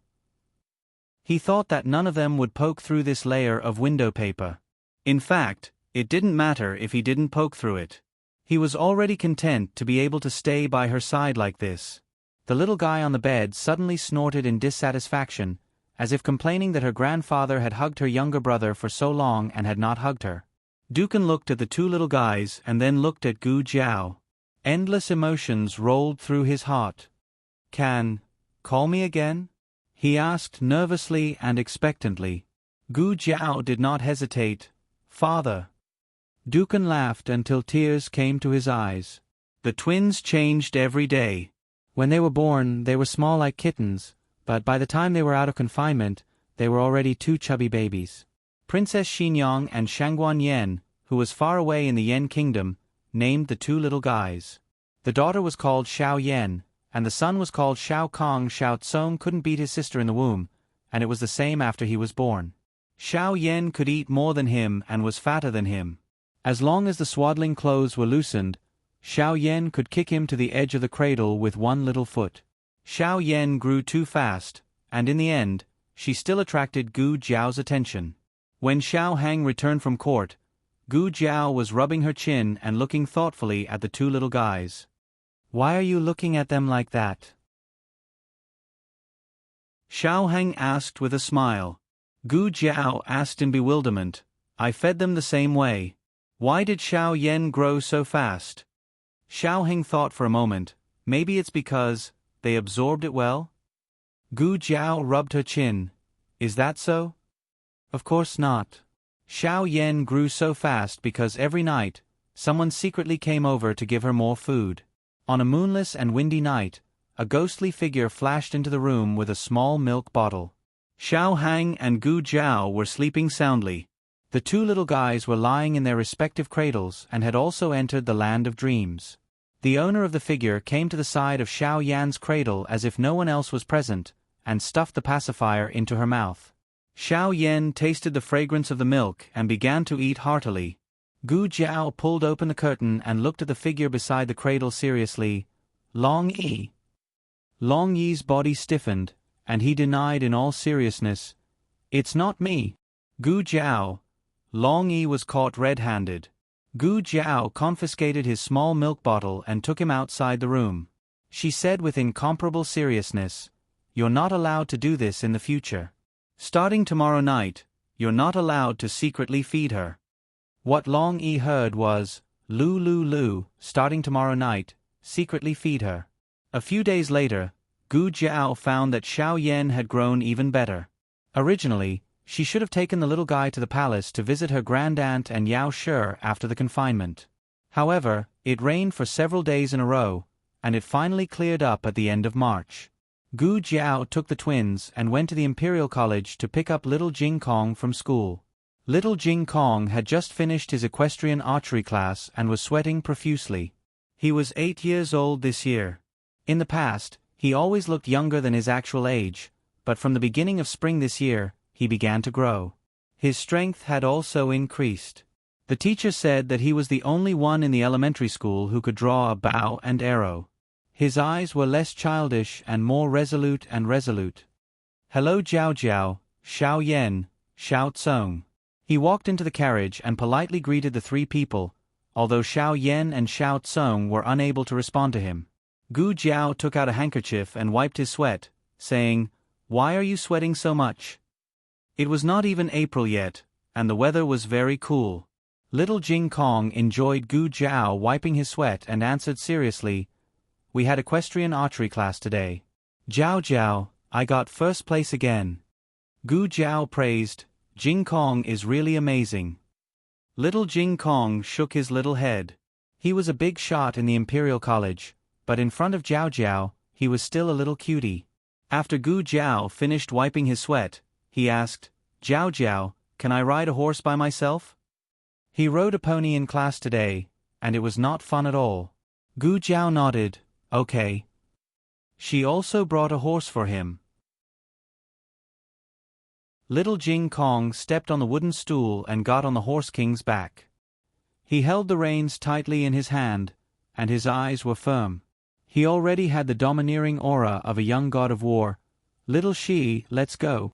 Digression. A few days ago, it was said that the ending was coming, and he even asked everyone what they wanted to see. It was not a last-minute ending. As for whether it was explained clearly or not, there were some things that could not be included in the main text, or else it would affect the rhythm. He could only write a separate chapter at the end. Some things had already been explained, but some readers might see that it was a big ending, and there was a lot of words, so they did not look at the plot and went straight to the last page. In order to not hurt everyone, there were some cruel parts that were left blank. Jiao Jiao's 3 transmigrations were explained, and the identity of the Master of Dark Knight Island was also explained. Jiao Jiao and Ahing's life was finally complete. The main text ended here, and it was already the best ending. The latest chapter of this book is not finished yet. For more exciting content, please scan the QR code below to download the app. The novel will be updated even faster. Millions of novels will be read for free. Novels with content that cannot be found online are all available here. https://www.zhbqg.com/89642/826/1045454139. HTML Genius remembered this website's address in 1 second. www.zhbqg.com Biku Gu mobile reading website, m. zhbqg.com.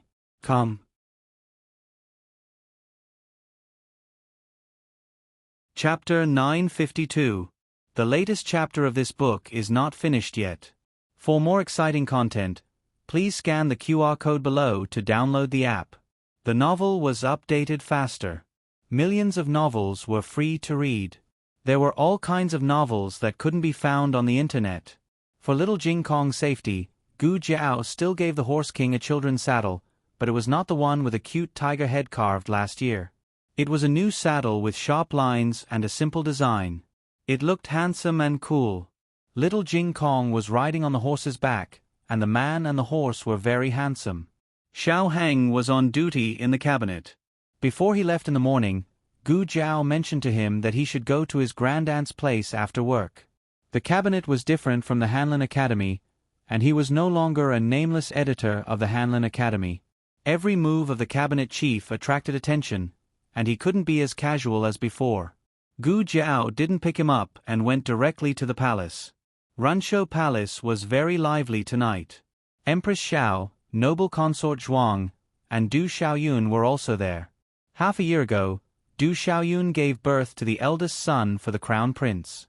Empress Xiao was very happy and immediately fulfilled her promise. She went to the emperor and asked for the title of crown princess for her. Therefore, the current Du Xiaoyun was the official crown princess. Du Xiaoyun had no ambition and was straightforward. She didn't hide things and was very filial to Empress Xiao, so Empress Xiao was very satisfied with her. Of course, there might be another reason, such as her ability to give birth.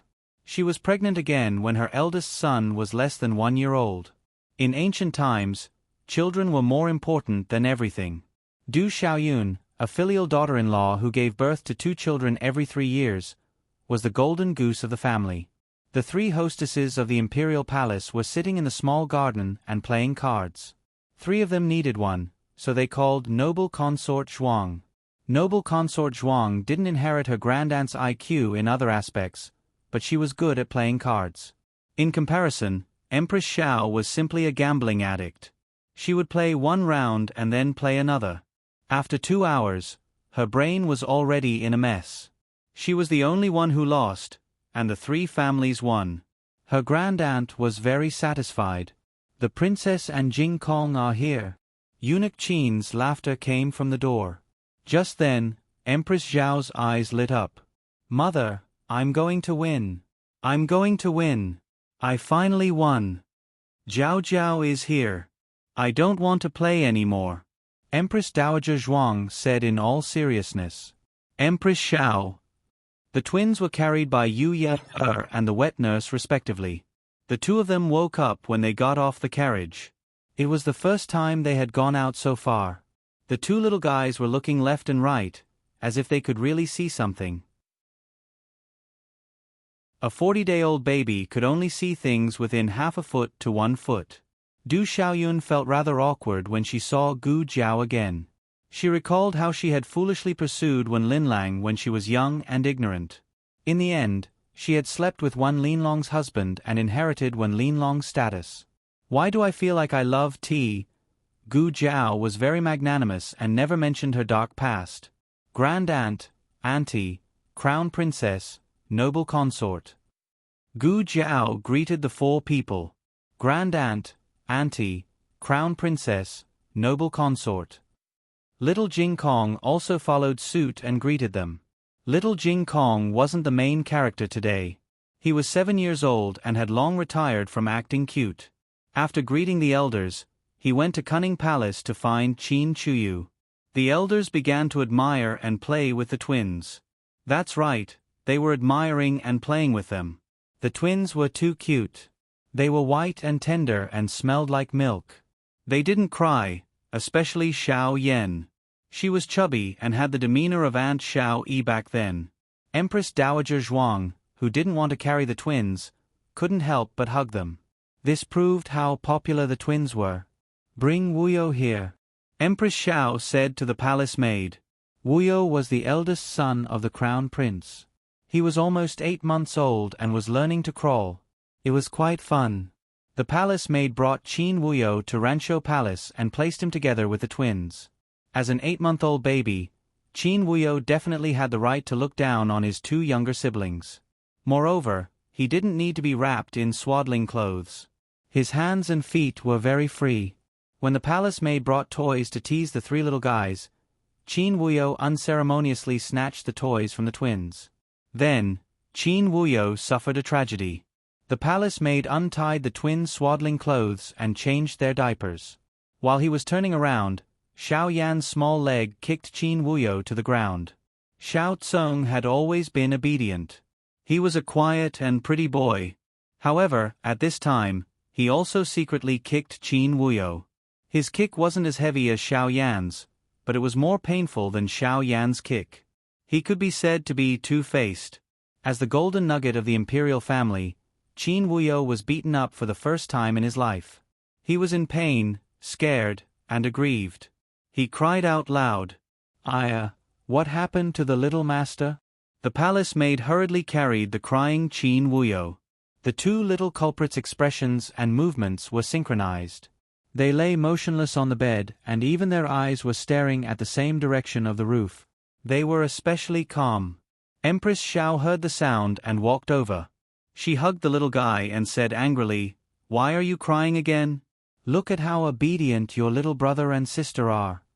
Qin Wuyo cried even harder.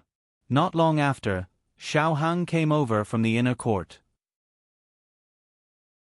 Because it was an outsider, noble consort Zhuang wanted to leave. Empress Dowager Zhuang waved her hand and said, "He's one of us. There's no need." Noble consort Zhuang's heart warmed and the tip of her nose suddenly turned sour. It was rare that after she disobeyed her aunt still treated her as one of her own. Grand Tutor Zhuang fell from the throne, Prince Ning was imprisoned, and the Zhuang family was exiled. She originally thought that she would be unable to escape death. However, her aunt protected her despite everyone's objections. From now on, she wouldn't be stupid anymore. Empress Xiao asked someone to call Qin Chuyu and little Jing Kong over for dinner. The crown prince was not in the capital, so he wasn't called. Originally, she didn't call the emperor, but he eagerly followed. "Imperial Mother, little Hong Hong came to see you." He greeted her energetically. Empress Dowager Zhuang rolled her eyes in despair. The whole family ate at Ranshou Palace. Qin Wuyo babbled, little Jing Kong and Qin Chuyu chased each other, and noble consort Zhuang, Empress Xiao, and Du Xiaoyun gossiped together. Xiao Hung played with the twins in the courtyard, and Gu Jiao accompanied her aunt to admire the moon. Ranshou Palace used to be the coldest and most inhumane palace in the imperial palace. Now, it had a bit of the atmosphere of thousands of lights. Eunuch Qin looked at Empress Dowager Zhuang with emotion. Although her face was sour, her eyes were shining. He truly felt gratified for her. She floated most of her life and didn't have her own flesh and blood. She thought that she would be alone for the rest of her life. God took pity on her and gave her a perfect ending. After Xiao Hang and Gu Jiao bid farewell to their aunt, they took the twins back to the princess's residence. They first went to sit with Princess Xinyang. The twins were hungry, so Eugene took a milk bottle and made milk for them. They were too young and couldn't drink by themselves. Someone had to feed them. Xiao Yi, who was already 1 year and 3 months old, volunteered to take on this important task. "Yi, feed," she said in a childish voice. Princess Xinyang used to have a personality that wouldn't let her children do anything. Ever since Marquis Xian Ping participated in raising the children, her views changed a lot. "Can you carry it?" she asked Xiao Yi. Xiao Yi patted her small chest. "I can carry it." Princess Xinyang gave 2 milk bottles to Xiao Yi. Xiao Yi stepped on a stool and climbed into the twins' small bed to feed them. She fed her little nephew first because he was thin. So she had to feed her little nephew first. Zhang mouth. She sat cross-legged and said to Xiao Tsong in a childish voice. Seeing that Xiao Tsong didn't open his mouth, she decisively stuffed the milk bottle into his mouth. Xiao Tsong just drank a mouthful, but Xiao Yi took away the milk bottle and drank 2 mouthfuls herself. Her principle for feeding her little nephew was, "You take a mouthful, I take a mouthful, I take a mouthful, I take a mouthful, I take a mouthful, I take a mouthful, I take another mouthful, and then I give you a small mouthful." As a result, Xiao Tsong didn't grow fat. Not only did he not have Long Yi's midnight snack, but he also encountered his little aunt snatching food. It was too difficult for him. Princess Xinyang indifferently asked, "Yi, did you snatch Tsong Er's milk again?" No, Yi didn't." Xiao Yi burped. Princess Xinyang. The next day, Gu Jiao took the twins back to Jadewater Alley. As usual, Xiao Hung came back after he was off duty. Everyone in the alley heard that Gu Jiao was pregnant with twins, so they all ran over to see the two little fellows. The two little fellows gave face to the neighbors and let them watch. From time to time, they would make a little N sound. They were so cute that it made people's heart melt. Aunt Lu suddenly felt that her great-aunt's son was not fragrant. She wanted to snatch the babies. Gu Xiaobao was 2.5 years old. He had lost the baby fat he had when he was young. He looked thin, but he was very clever. The only thing was that he was still very lazy.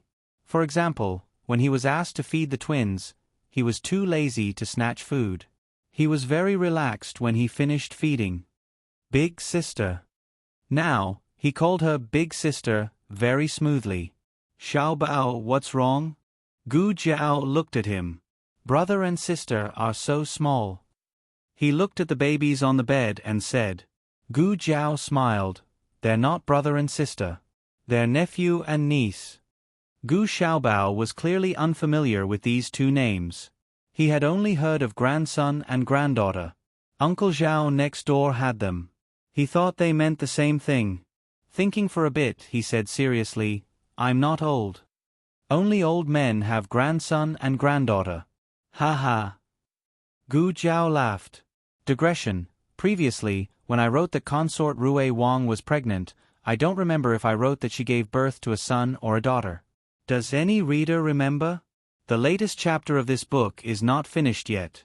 For more exciting content, please scan the QR code below to download the app.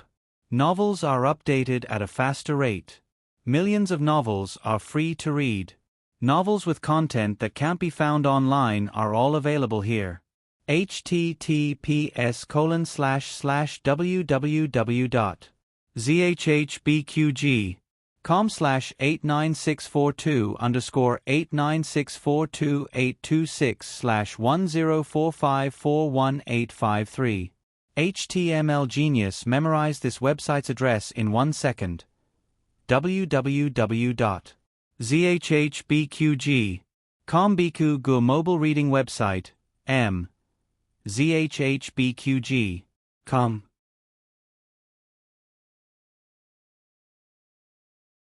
Chapter 953. The latest chapter of the book is not finished yet.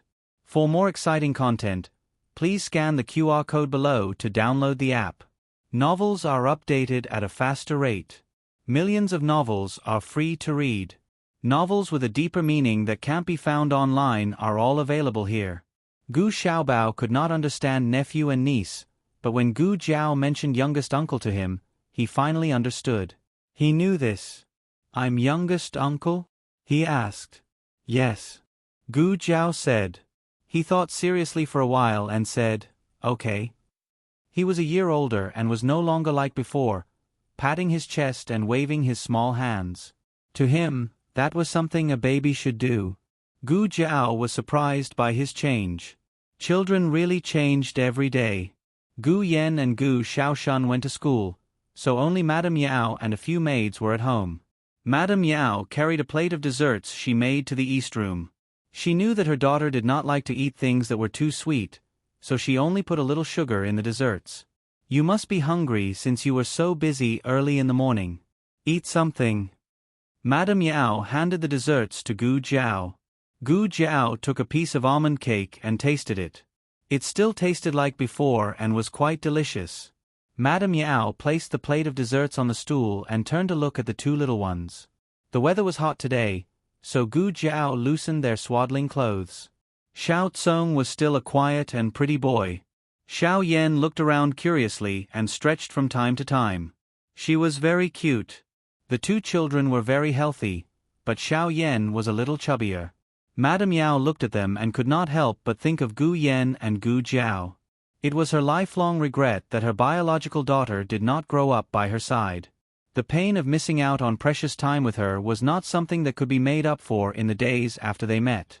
There would always be a hole in her heart that could not be filled.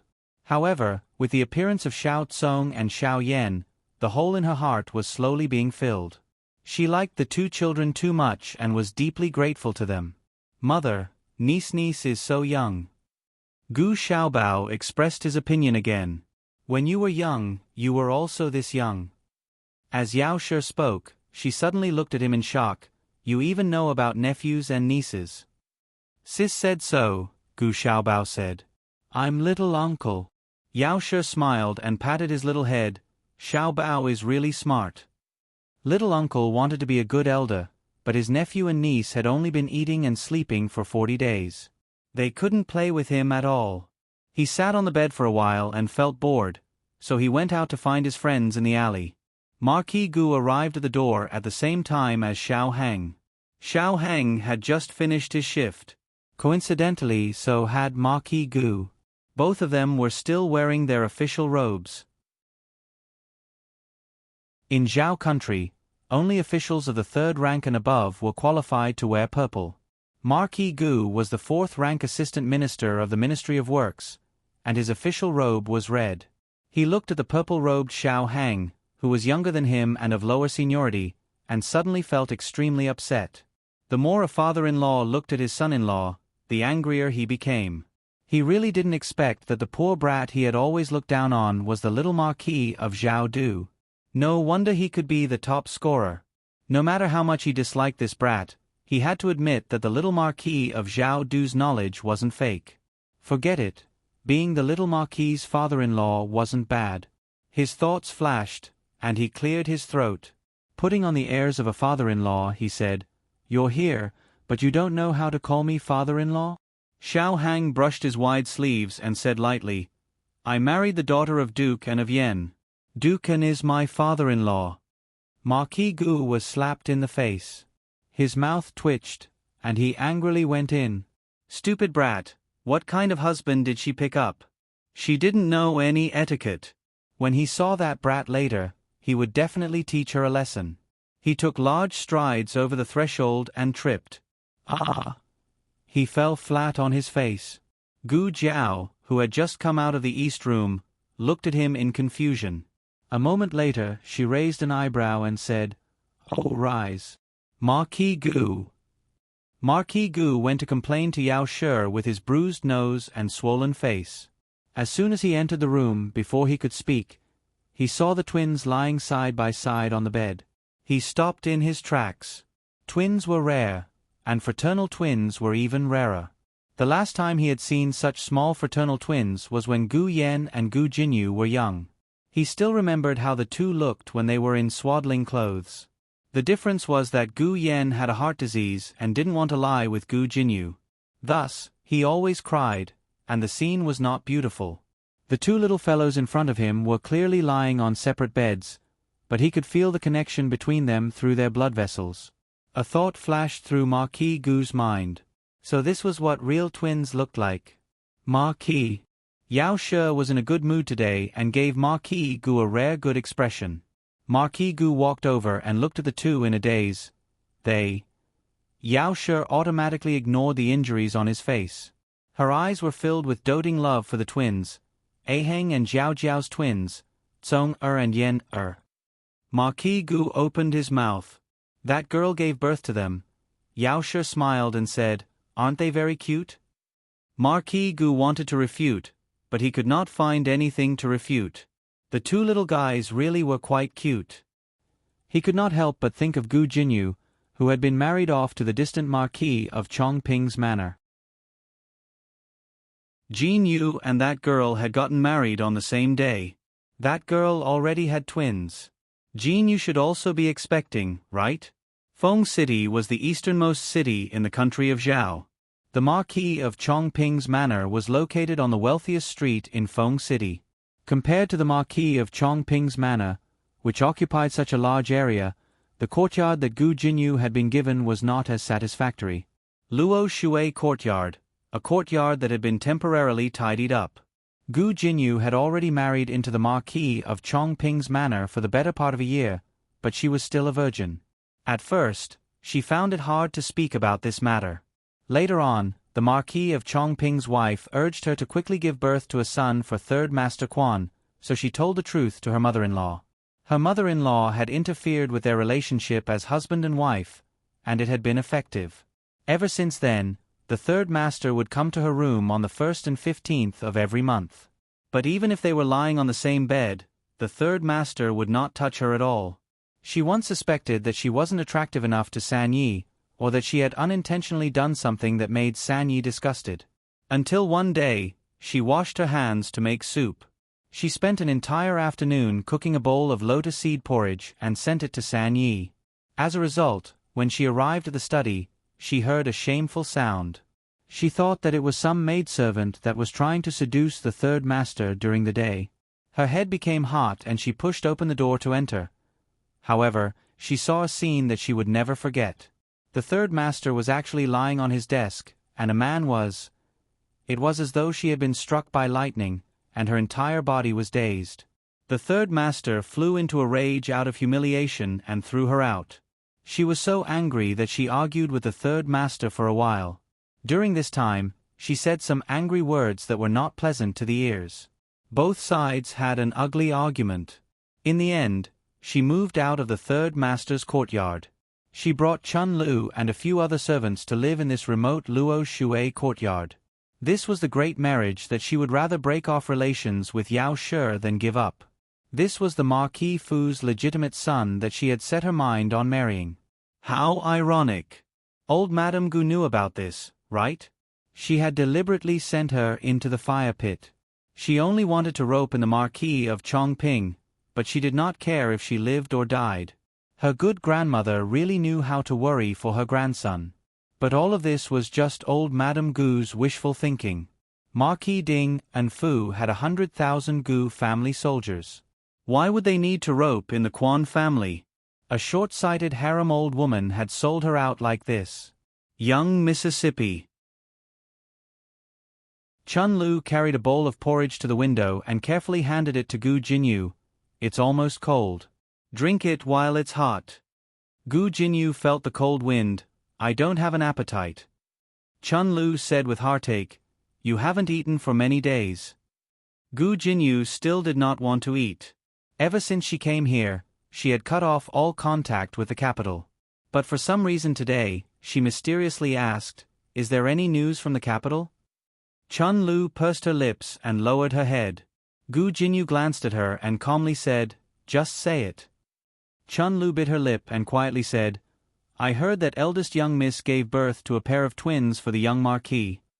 It hasn't even been a year since the wedding and they've already given birth to offspring for the Xiao family. Twins? Ha ha ha, ha ha ha. Gu Jinyu clutched her chest that felt like it was being cut by a knife. She laughed self-mockingly, tears flowing from her eyes. Good, good, really good. The capital. Gu Chongqing and Yuan Baolin's wedding date was originally set for the 12th lunar month. Because Grand Secretary Yuan suddenly fell ill, the wedding date was repeatedly delayed. In the third month, Grand Secretary Yuan's health improved. In the fourth month of the lunar calendar, the two finally welcomed their wedding. In order to attend Gu Chongqing's wedding, Gu Jiao also postponed her trip to Dark Knight Island for a period of time. Shenyuan Qi and Lu Chan had already led the Black Wind Cavalry and the Shadow Troop back to the Yen Kingdom. Lu Chan was still the third Lord of Shadow, and Gu Jiao was still the junior commander of the Black Wind Cavalry. Although she was not in the Yen Kingdom, there were legends about her everywhere. As for the training of the troops, Marshal Shenyuan Qi temporarily took charge of it. On the 12th of the fourth month, at 7 o'clock, Gu Chongqing's wedding procession set off from the Marquis Ding An's mansion. The latest chapter of this book is not finished yet. For more exciting content, please scan the QR code below to download the app. The novel is more complete and updated faster. Millions of novels can be read for free. Novels with connotations that can't be found online are all available here. https://www.zhbqg.com/89642_826/1045255537. HTML Genius memorized the website's address in 1 second.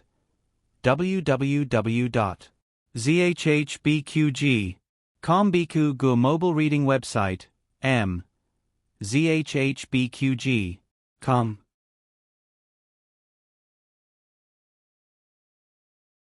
Chapter 954. The latest chapter of this book is not finished yet.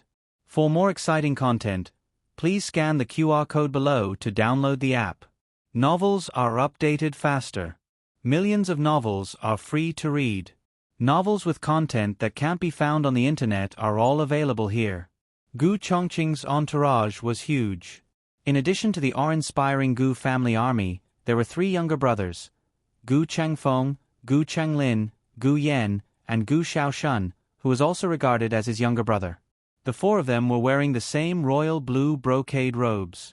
They were tall and handsome, and they were the best-looking groomsmen in ancient times. The reason why Xiao Heng's groomsmen didn't get this honor was mainly because one person in Little Jingkong was not enough to form a group. The last time the capital was so lively, it was when the young Marquis of Zhaodu married the daughter of Duke En. The scene was comparable to a military parade. The wife of the Gu family army's young master couldn't be inferior.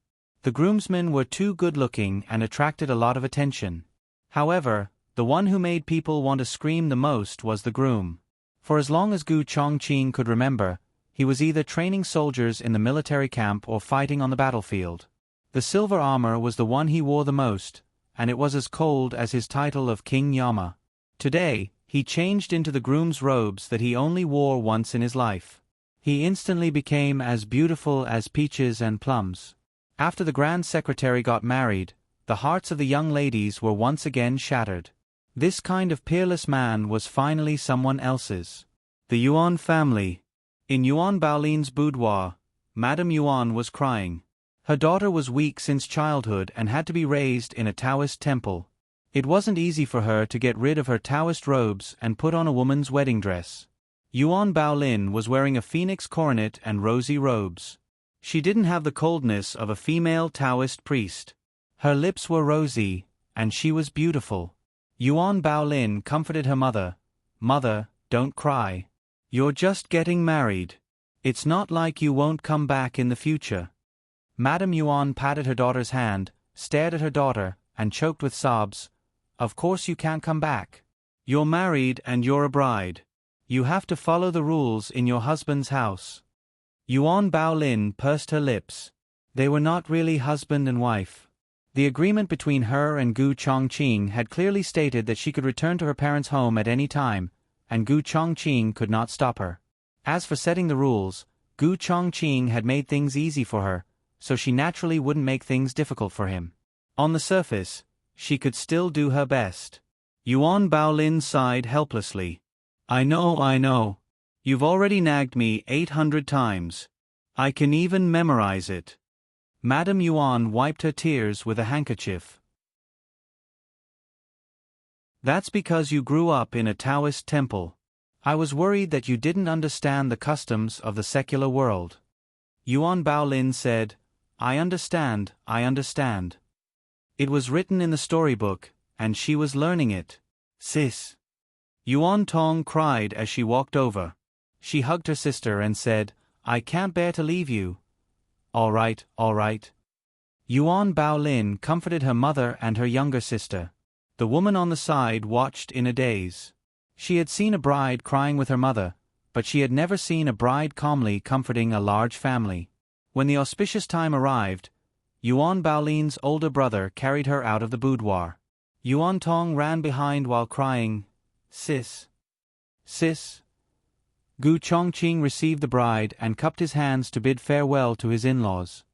"Father, mother, please do not worry. I will take good care of Baolin."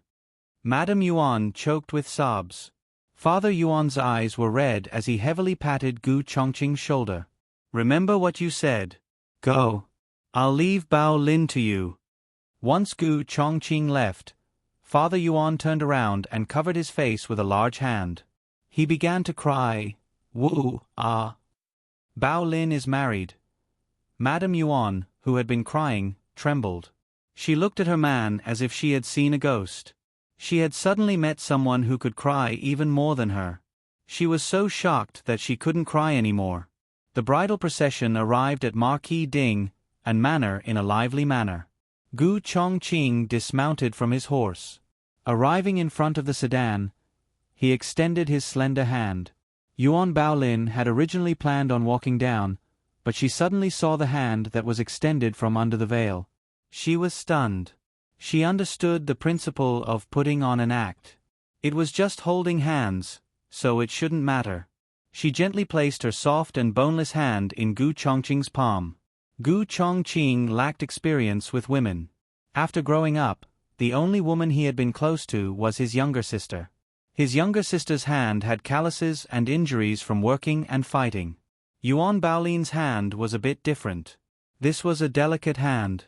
He was very worried that if he wasn't careful, he would break her hand. He led the bride down from the sedan. The wedding nanny finally came back with the red silk. There had been a small hiccup. Fortunately, the groom had already led the bride down from the sedan, otherwise it would have been awkward. She smiled as she handed the red silk to the newlyweds. The two people grabbed the red silk and walked into the manor. The bride needed to cross the saddle and step on the tiles. Crossing the saddle was very smooth, but when it came to stepping on the tiles, Gu Shaoshun gasped. He patted Gu Yen and said in a small voice, "That's my cement tile." "Who took the wrong one?" "What cement tile?" The tile had been taken by Gu Yen. He had taken the thinnest one so that it would be easier to break. Gu Shaoshun grabbed his head in despair. "It's over, it's over. This tile was taught to me by elder sister. I used it to mend the roof for the foreign. I can't break it." In Zhao country's customs, if the bride could not break the tile, it would be seen as an ominous and unchaste omen. Yuan Baolin was completely unaware of this. She raised a foot and stepped on it. Gu Chongqing's eyes swept over the tile. He immediately sensed that something was wrong. Almost as soon as Yuan Baolin's foot landed, he put two fingers together and sent out a burst of internal energy, shattering the tile under her foot. Yuan Baolin looked at the tiles that had been trampled into powder by her. She was stunned and said, "Eh? I'm that powerful?" Gu Shaoshun gave a thumbs up, "Saw? Good leg strength." Gu Chongqing calmly led Yuan Baolin into the main hall. Marquis Gu and Yao She were sitting on high chairs. Marquis Gu was smiling so much that his eyes couldn't be seen. Yao She was also very happy. First bow to the heavens and earth. Second bow to the parents. Husband and wife bow to each other. Yuan Baolin and Gu Chongqing did not control the distance well and bowed very sincerely. Their heads bumped into each other. "Ayo!" Yuan Baolin cried out in pain. Gu Chongqing's expression froze and he said in a low voice, "Sorry." The surrounding guests burst into laughter. The bride was first sent to the bridal chamber. She sat on the wedding bed that Gu Xiaobao had rolled around on. Gu Chongqing looked at her and said to her, "I'll go outside to entertain the guests. If you're hungry, you can eat something first." Yuan Baolin said, "Then help me take off my veil first." The two of them were in a fake marriage. It didn't matter who took off the veil. But since Yuan Baolin had made this request, Gu Chongqing still picked up the jade ruby on the table and lifted her veil. What entered his eyes was a strange yet familiar face. It was familiar because he knew her. It was strange because he had never seen her like this. A girl's jiao was soft and bright. It was vividly displayed by her outfit. It was also Yuan Baolin's first time seeing Gu Chongqing so joyous. "You look quite good in wedding clothes." Not only was the young duke the best in Zhaodu, there was also the young master of the Gu family. "You too." Gu Chongqing replied politely. Yuan Baolin smiled and thought of something. She looked at him and asked, "Tonight? Tonight I'll sleep on the floor." Gu Chongqing finished speaking and saw her shocked face. He thought that she thought this was inappropriate and explained, "If I'm not in the bridal chamber on the night of the bridal chamber, people will say that I'm disgusted with you." Yuan Baolin smiled embarrassedly, "That's not what I meant. I'm asking if I can sleep first without waiting for you?" Gu Chongqing, "Sure," he said. Yuan Baolin asked again, "Then, will there be people coming to disturb the bridal chamber? Do you need me to prepare?" Gu Chongqing said calmly, "I won't." Currently, no one in the capital dared to disturb his bridal chamber. Xiao Hang and Shang Guanqing dared, but the former did not have such bad taste, and the latter was not in Zhao country. Yuan Baolin was relieved. Go do your work, don't worry about me. Okay. Gu Chongqing turned and left the room. He ordered the secret guards to throw out all those who came to disturb the bridal chamber. Not long after, Gu Xiaobao came over. Yuan Baolin looked at the little bean who suddenly appeared and asked curiously, "Who are you?" "Xiaobao." Gu Xiaobao introduced himself. "Are you my sister-in-law?" Yuan Baolin remembered that Gu Chongqing had a little brother called Xiaobao. She smiled and said, "Yes, I'm your sister-in-law." "Oh, then this is for you." Gu Xiaobao handed her the mini food box in his hands. The small food box looked the same as the large food box. They both had several layers of drawers and a handle. They looked like toys made for children to play with. This family was really considerate and very considerate of the child. Yuan Baolin took it and opened it, and a delicious smell wafted into her nose. She took it out layer by layer and found that it was all food. There were meat, vegetables, buns, and pastries, all small and exquisite. "Your brother asked you to send this?" Yuan Baolin asked. "Yes." Gu Xiaobao nodded. Gu Xiaobao expressed his dissatisfaction with not being able to pick up the bride, and Gu Chongqing wanted him to feel involved, so he gave this important task to him. But Gu Chongqing never expected that he would be so particular as to ask the kitchen to make his own special dishes and send it in his own small food box. He was indeed a child who grew up in Jingkong. Yuan Baolin thought that Gu Xiaobao was too funny and could not help but pinch his face. Gu Xiaobao. "Okay, you're my sister-in-law. My brother asked me to treat you better, so you can pinch me." The two of them shared the delicious food that Gu Xiaobao sent. At night, Gu Chongqing, who was forced to drink a few rounds by the guests, returned to the bridal chamber. Gu Xiaobao had already left, and Yuan Baolin's maids were waiting outside.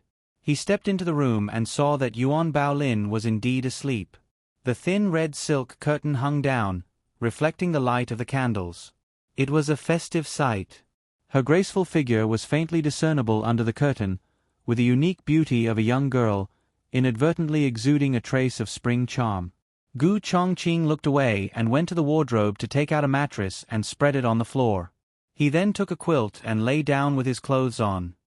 "Gu Chongqing." Yuan Baolin suddenly spoke from inside the curtain. Gu Chongqing subconsciously looked at the curtain, but quickly retracted his gaze like a gentleman. "You're not asleep?" Yuan Baolin said, "I'm a little uncomfortable with the bed, so I can't sleep." Gu Chongqing paused. "Then you... Granny Zhang." A maid's voice suddenly came from outside the door. "I'm here to deliver hangover soup to the heir." Granny Zhang was old Madame Gu's confidante. If she found out that Gu Chongqing was sleeping on the floor, things would be bad. Yuan Baolin sat up and opened the curtain. She said to Gu Chongqing, "Come up quickly." If it was someone else, Gu Chongqing could block them. But it was someone sent by grandmother. If he blocked Granny Zhang, with grandmother's temper, she would definitely come herself. Gu Chongqing frowned and neatly rolled up the bedding and stuffed it into the wardrobe. Yuan Baolin quickly jumped off the bed and raised her hand to untie his belt. Gu Chongqing's eyes trembled. "What are you doing?" Yuan Baolin said, "Today is the wedding night. Don't you think it's strange that you're dressed so neatly?" "I'll do it myself," Gu Chongqing said. Yuan Baolin used her eyes to look at the window. The two people's shadows were reflected in the window. "Air." Granny Zhang called out with a smile from outside the door. Gu Chongqing let go of his hand and let Yuan Baolin untie his belt. The two of them were too close. He could clearly feel her breath and the faint feminine fragrance on her body. Yuan Baolin untied his lapel and took off his hair crown. Then she said with satisfaction, "All right, your clothes are a bit messy." Gu Chongqing straightened his expression and walked over to open the door for Granny Zhang. "Granny, it's so late. Why did you come over?" Granny Zhang saw his disheveled appearance and felt happy. The heir didn't even touch a maidservant in the Fu. Old Madame Gu said that she was worried that the air wasn't good in that area. Looking at her anxious appearance, old Madame Gu was worrying too much. She looked into the room again. Yuan Baolin had already laid back down in the curtains. Only a sparkling and translucent snow-white foot could be seen. Was the air this fierce?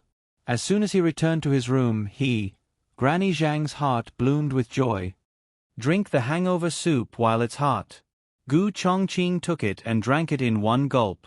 He said to Granny Zhang, "Then I'll go to sleep first. I'll have to trouble Granny Zhang to tell grandmother to rest early. I'll go pay my respects to her tomorrow morning." Good. Granny Zhang held the empty bowl and left with a smile. What was old Madame Gu worried about? She was worried that the heir wouldn't be able to do it and insisted that she send that bowl of soup. In her opinion, the heir's wife wouldn't be able to get up tomorrow morning. Gu Chongqing let out a long breath. He took a step back and closed the door. He also bolted the door. Yuan Baolin quickly took back her foot. That foot was for Granny Zhang to see, not Gu Chongqing. However, Gu Chongqing was a martial artist. He turned around quickly and had good eyesight, so he saw it immediately. Her fingernails were smooth and sparkling like jade. They were small and exquisite, making people want to hold them in their hands and play with them. This wasn't something he could see. He quickly looked elsewhere and composed himself. He walked to the cabinet, opened the door, and took the bedding out again. He once again lay down with his clothes on. But he didn't know why, but he suddenly felt a bit hot in his heart. The latest chapter of this book isn't finished yet. For more exciting content, please scan the QR code below to download the app. Novels are updated at a faster rate. Millions of novels are free to read. Novels with content that can't be found online are all available here. https://www.zhbqg.com/89642_89642814661. HTML Genius memorized this website's address in 1 second. www.zhbqg.com Biku Gu mobile reading website, zhbqg.com.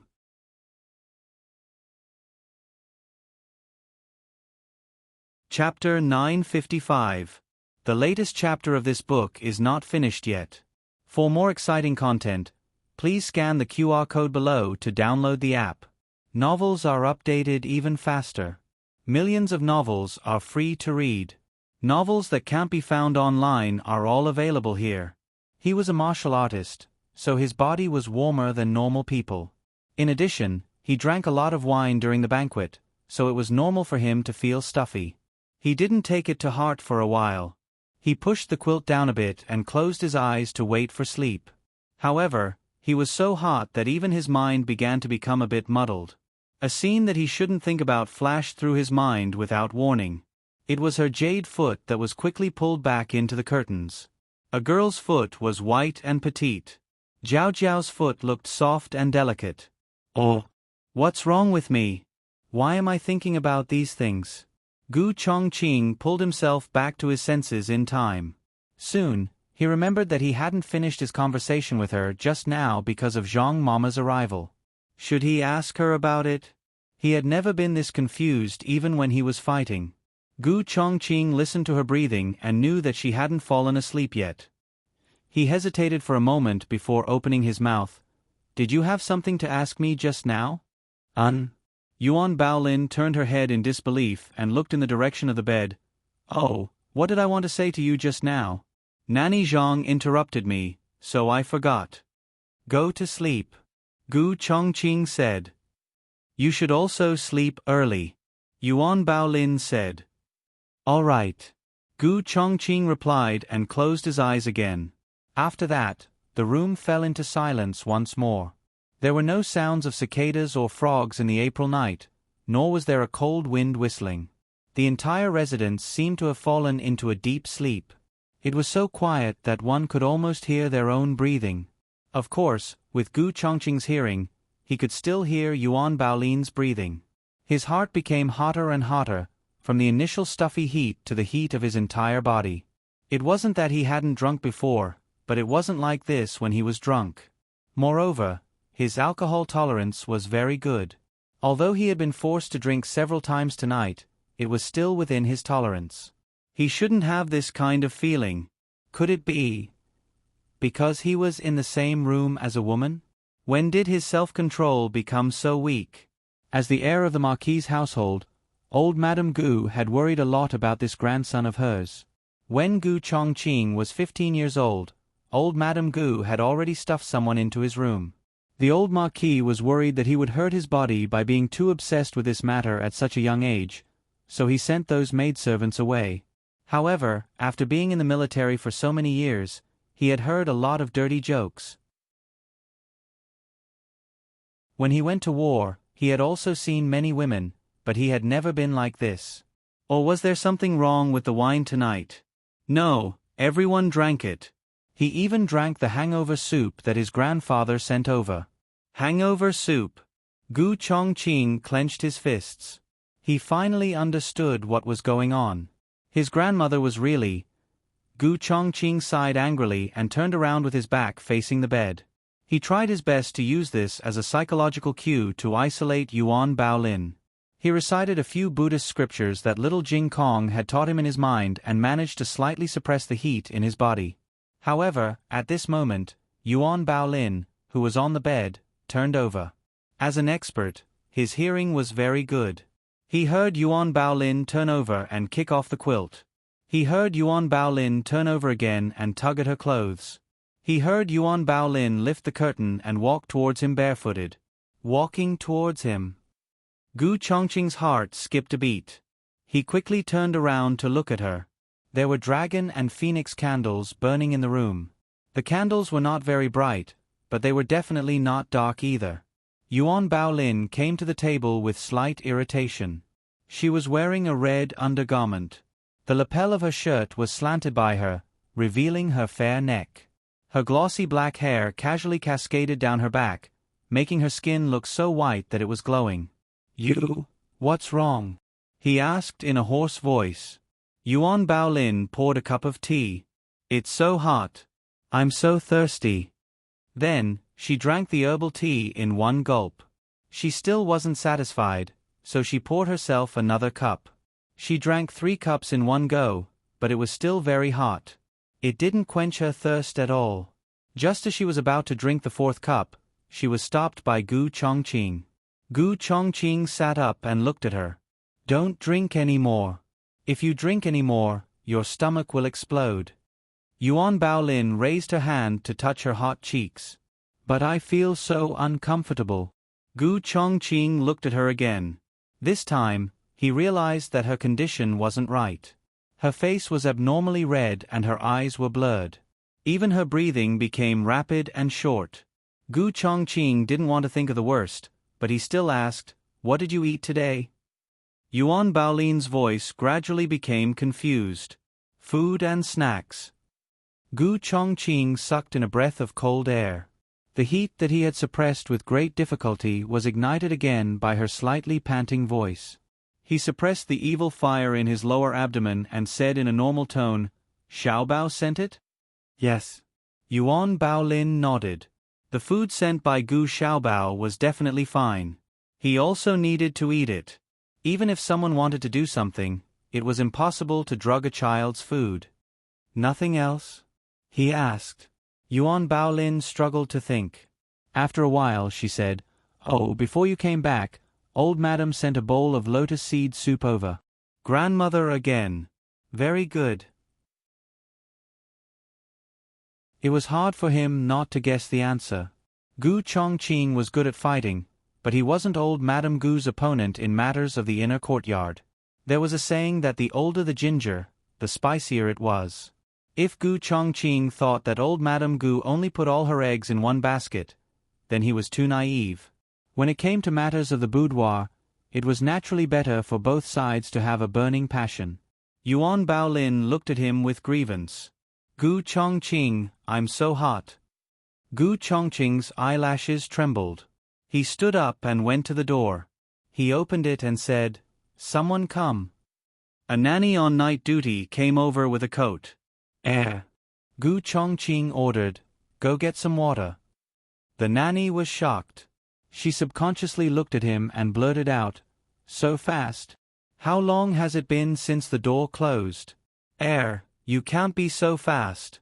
Gu Chongqing didn't understand what she meant by fast at first. When he realized what she meant, he choked. No. The prestige of a lifetime was destroyed in an instant. The nanny gave Gu Chongqing an "I understand" look. It was normal that he hadn't eaten meat before. "This servant will go get the water."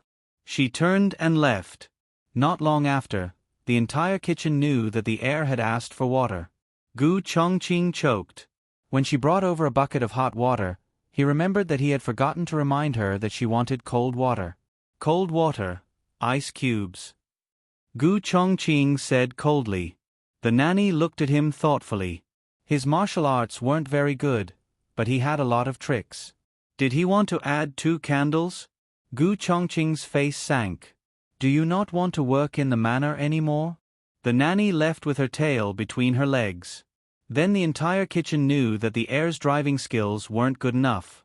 Gu Chongqing was a general with strong willpower. Cold water and ice cubes were effective for him. However, Yuan Baolin was different. She was a weak girl with poor resistance to drugs. No matter how many ice cubes were placed on her hands, other than feeling uncomfortable from the cold, she didn't feel any relief. She sat in the cold water and looked at Gu Chongqing with an aggrieved expression. Gu Chongqing turned his face away. He was also suffering from the effects of the drug. He couldn't resist her wet, anti-harmony, body temptation, anti-harmony. He began to meditate on the mattress on the floor. He chanted Buddhist scriptures, the clear mind mantra, the martial arts mantra. One by one, he removed the thoughts from his mind. Just as he was about to suppress the evil fire with great difficulty, Yuan Baolin called out to Gu Chongqing with a choked voice. This directly destroyed half of his reason. Yuan Baolin. He clenched his fists and tried to stop himself from turning around. "Don't call me. Don't make any noise. I'm afraid that I won't be able to resist bullying you," Yuan Baolin said with an aggrieved expression. "Then what if I let you bully me?" Gu Chongqing's breathing stopped. Half of his mind was destroyed. He tried to calm down his tone. "Yuan Baolin, this isn't what you're thinking. It's the effect of the drug. This drug isn't the kind that you can find outside. That kind of drug is only used to liven things up. The effect isn't that strong. Just bear with it and it'll be over." Yuan Baolin pursed her lips and said, "How do you know it's not what I'm thinking?" Gu Chongqing took a deep breath. "Didn't we agree?"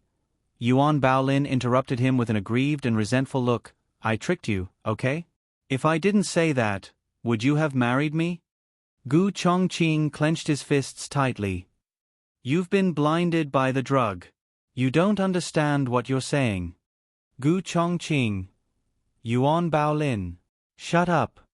How could Yuan Baolin obediently shut up? She whispered, "It's okay if you don't come over. Take off your clothes. I'll quench my thirst by looking at plums." Gu Chongqing almost stumbled and fell down. Yuan Baolin saw that he was indifferent and couldn't help but snort. "Are you the Taoist priest or am I the Taoist priest? How come you're more pure and simple than me?" Gu Chongqing, "Is it because you can't do it?" Gu Chongqing clenched his fists so tightly that his knuckles cracked. Yuan Baolin's sanity could no longer be maintained here. When she was young, she was sent to the Taoist temple to recuperate because of her weak body. When she grew up, she looked like a normal person, but in fact, she was still a little weak. For ordinary people, the soup that livened things up was a tiger-wolf medicine for her. Her vision turned black and she powerlessly slipped into the water. Gu Chongqing felt that something was wrong with the sound. "Yuan Baolin, Yuan Baolin, Yuan Baolin." He shouted 3 times, but there was no response. He hurriedly turned his head, but all he saw was a bare wooden barrel. He stood up with a swish, and walked to the side of the wooden barrel in 3 steps, and scooped up Yuan Baolin, who had sunk into the water. "Yuan Baolin, Yuan Baolin. Seeing that she didn't respond, he frowned and carried her out. Her slender and soft body fell into his arms. Even though it was ice cold, his arm was burning hot. Her wet clothes stuck to her body, outlining her beautiful and charming figure. Her fragrance seeped into his nostrils, and Gu Chongqing couldn't breathe properly. Yuan Baolin slowly opened her eyes and looked at him in a daze. She raised her hand and wrapped it around his neck. Yuan Baolin, you. His words were blocked by Yuan Baolin. Gu Chongqing's body stiffened as his last bit of sanity left him. His arms wrapped around her and he flipped her over so that she was under him. The night was long, but the night of spring was short. Digression: the fastest face-slapping couple in history 2333. The latest chapter of this book is not finished yet. For more exciting content, please scan the QR code below to download the app. Novels are updated even faster. Millions of novels are free to read. Novels that can't be found online are all available here.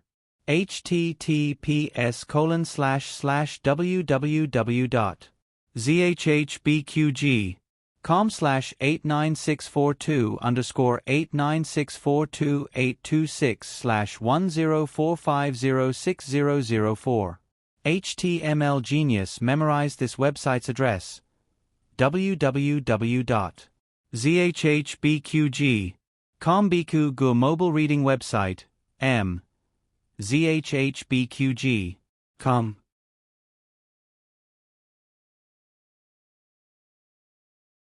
Chapter 956. The latest chapter of the book is not finished yet. For more exciting content, please scan the QR code below to download the app.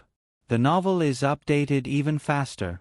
Millions of novels are free to read. Novels with content that can't be found online are all available here. In Fusho Courtyard, old Madame Gu woke up early. She dressed up and sat in the main hall, waiting for her grandson and granddaughter-in-law to come and greet her. In the end, they didn't come even when the sun was high up in the sky. She burst into laughter. Nanny Zhang looked at her strangely.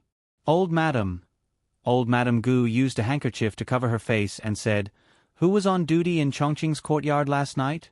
Call them over." Nanny Zhang went to Gu Chongqing's courtyard and called over a nanny with the surname Wu. She was the one who had fetched water and rope for Gu Chongqing. After Nanny Wu entered Fusho Courtyard, she immediately reported to old Madame Gu that the Shitsi had asked for water and all kinds of small props last night. "I didn't expect the Shitsi to be so troublesome." Old Madame Gu's smile disappeared and she frowned. "He didn't break anyone, right? Her grandson couldn't have such a strange hobby. If word got out, his reputation would be ruined.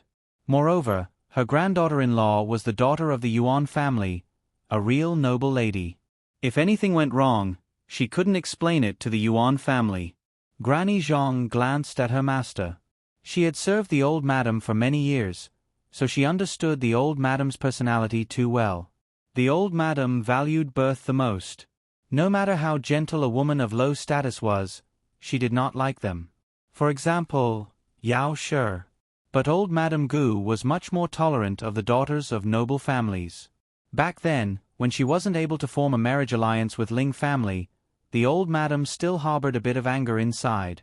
However, when she heard that she was going to marry Grand Secretary Yuan's legitimate granddaughter, the bit of unhappiness at the bottom of her heart immediately vanished into thin air. Nanny Wu didn't dare to say anything. She didn't know if the Shitsi had broken anyone. She didn't go in to take a look either. She only listened. It was quite loud. Nanny Zhang smiled and said, "Old madam, don't worry. Don't you know the Shitsi? He knows how to dote on people."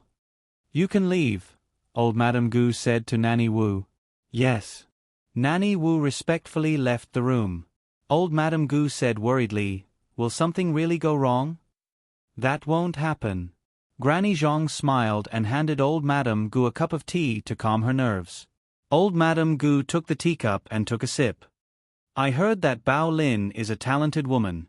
Since her grandson was going to marry the daughter of the Yuan family, she naturally had to investigate the other party's background. If she didn't investigate, she wouldn't have known, but once she did, she was shocked. That girl was actually well-read and knew 6 languages.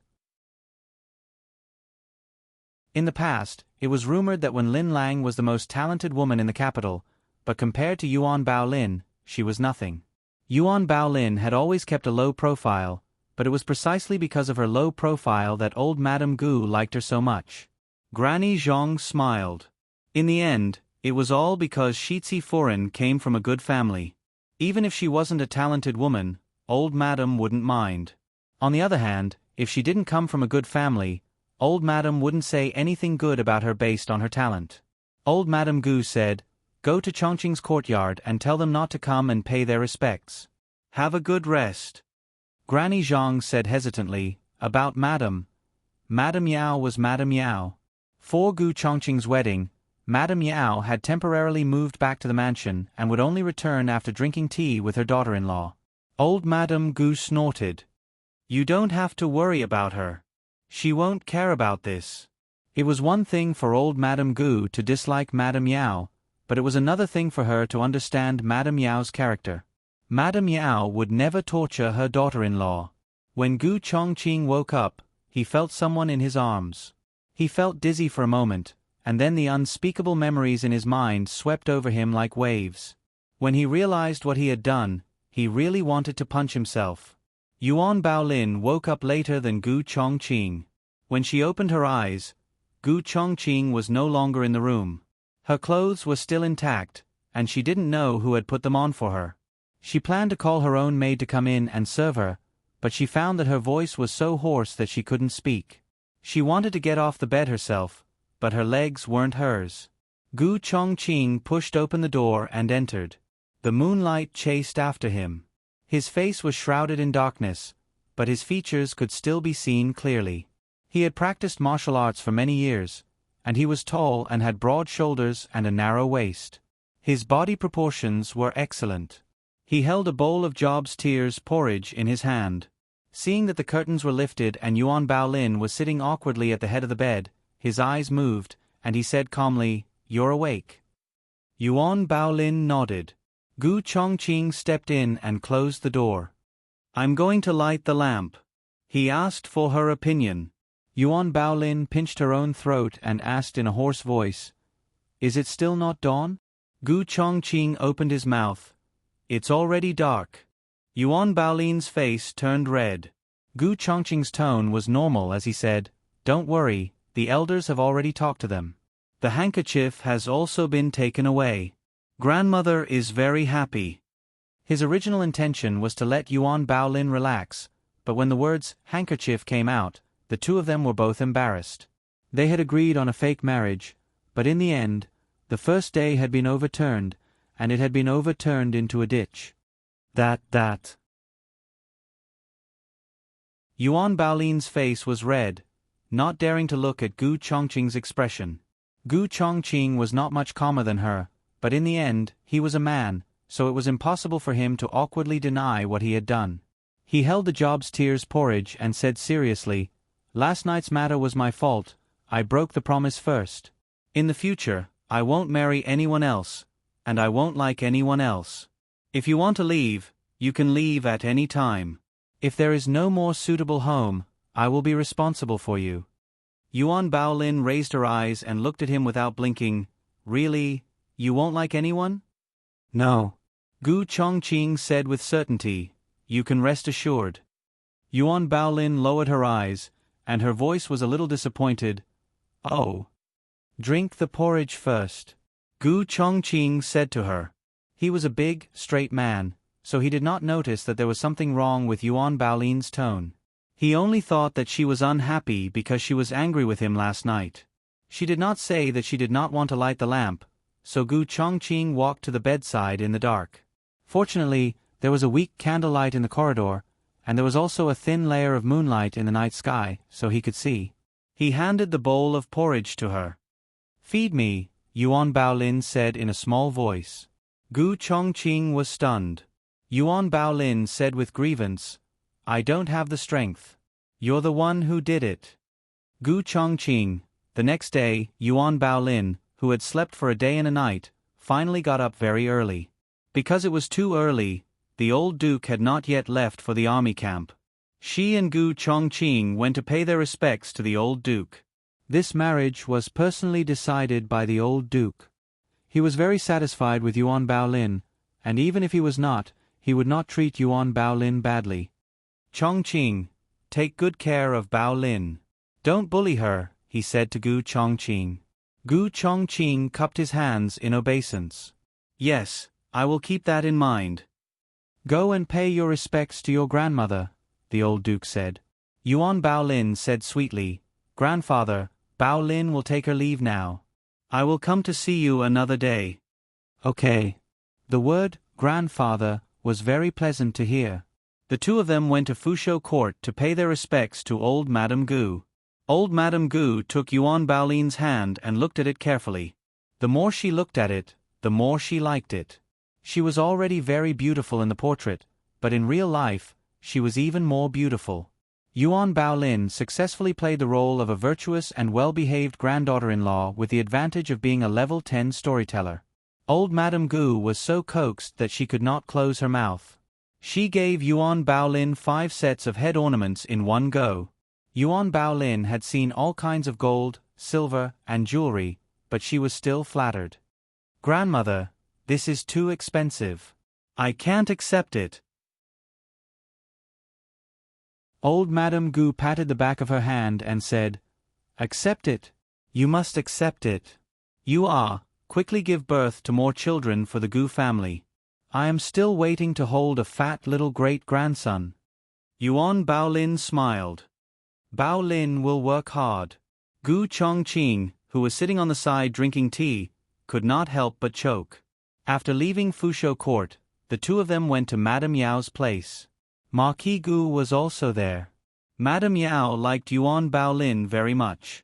It was not because of her family background, but because of her personality. She was different from the daughters of other families. She had a calm side, but also a cute side. She was smart but not unreasonable. She was straightforward without any edges. She got along well with the people in by Shui Alley. Baolin greets father, mother. Yuan Baolin greeted the two of them.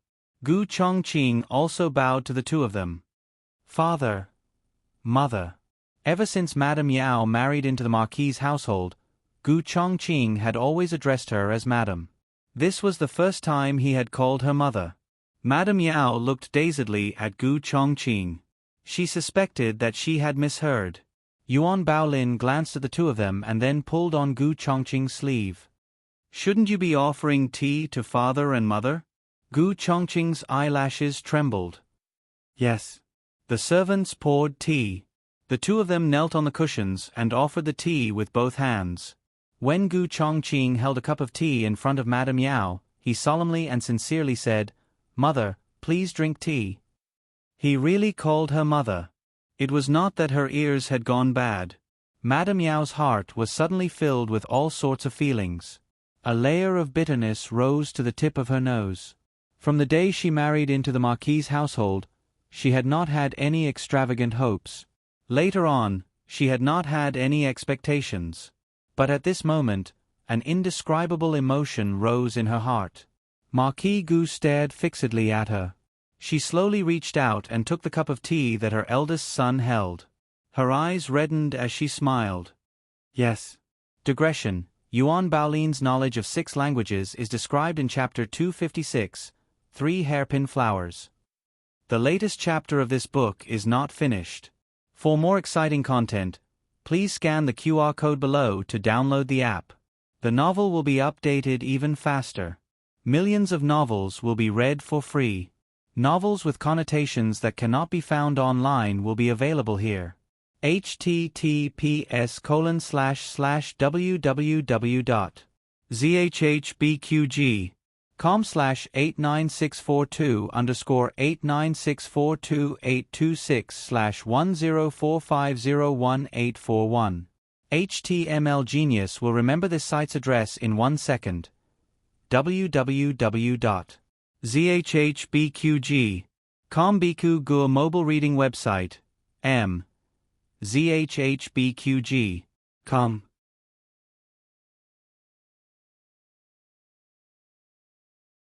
Chapter 957. The newest chapter of this book is not finished yet. For more exciting content, please scan the QR code below to download the app. The novel will be updated even faster. Millions of novels will be read for free. All the novels that cannot be found online will be available here. The grudges of the past had passed, and the misunderstandings that should have been resolved had been resolved. Yao She was not an evil stepmother, and Gu Chongqing was a good older brother. For Gu Yan, for Gu Jiao, he had risked his life several times. Yao She no longer had the resentment she had in the past. She was only deeply moved and grateful. But not having any grudges in her heart was one thing. Truly creating a barrier on the surface was another. She said that she did not have any expectations, but in this moment, she realized that she had been waiting for this call of mother. "Look at you. Why are you crying?" Marquis Gu saw Yao She cry as she held the teacup. He quickly took out a handkerchief to help her wipe. "Isn't it just calling for someone?" Although he muttered this, he understood that Yao She had waited for this call of mother for too long.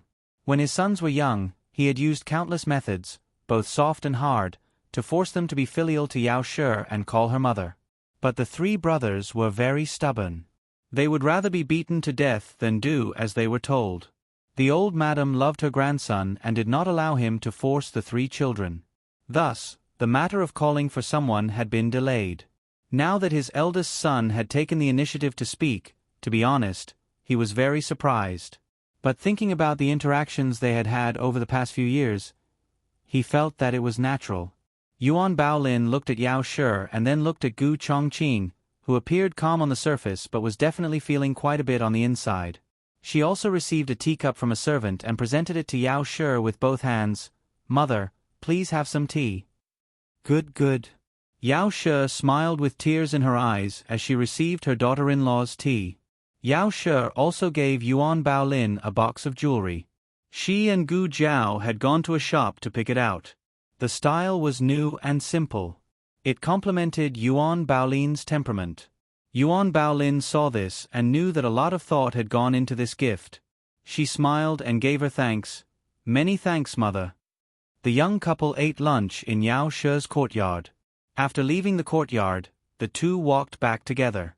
When they passed by the small garden, Gu Chongqing suddenly stopped and said to Yuan Baolin, "I'm going to the barracks in a while. I might not be back tonight. You should settle down early." Without waiting for Yuan Baolin to speak, the Marquis strode over with his hands behind his back.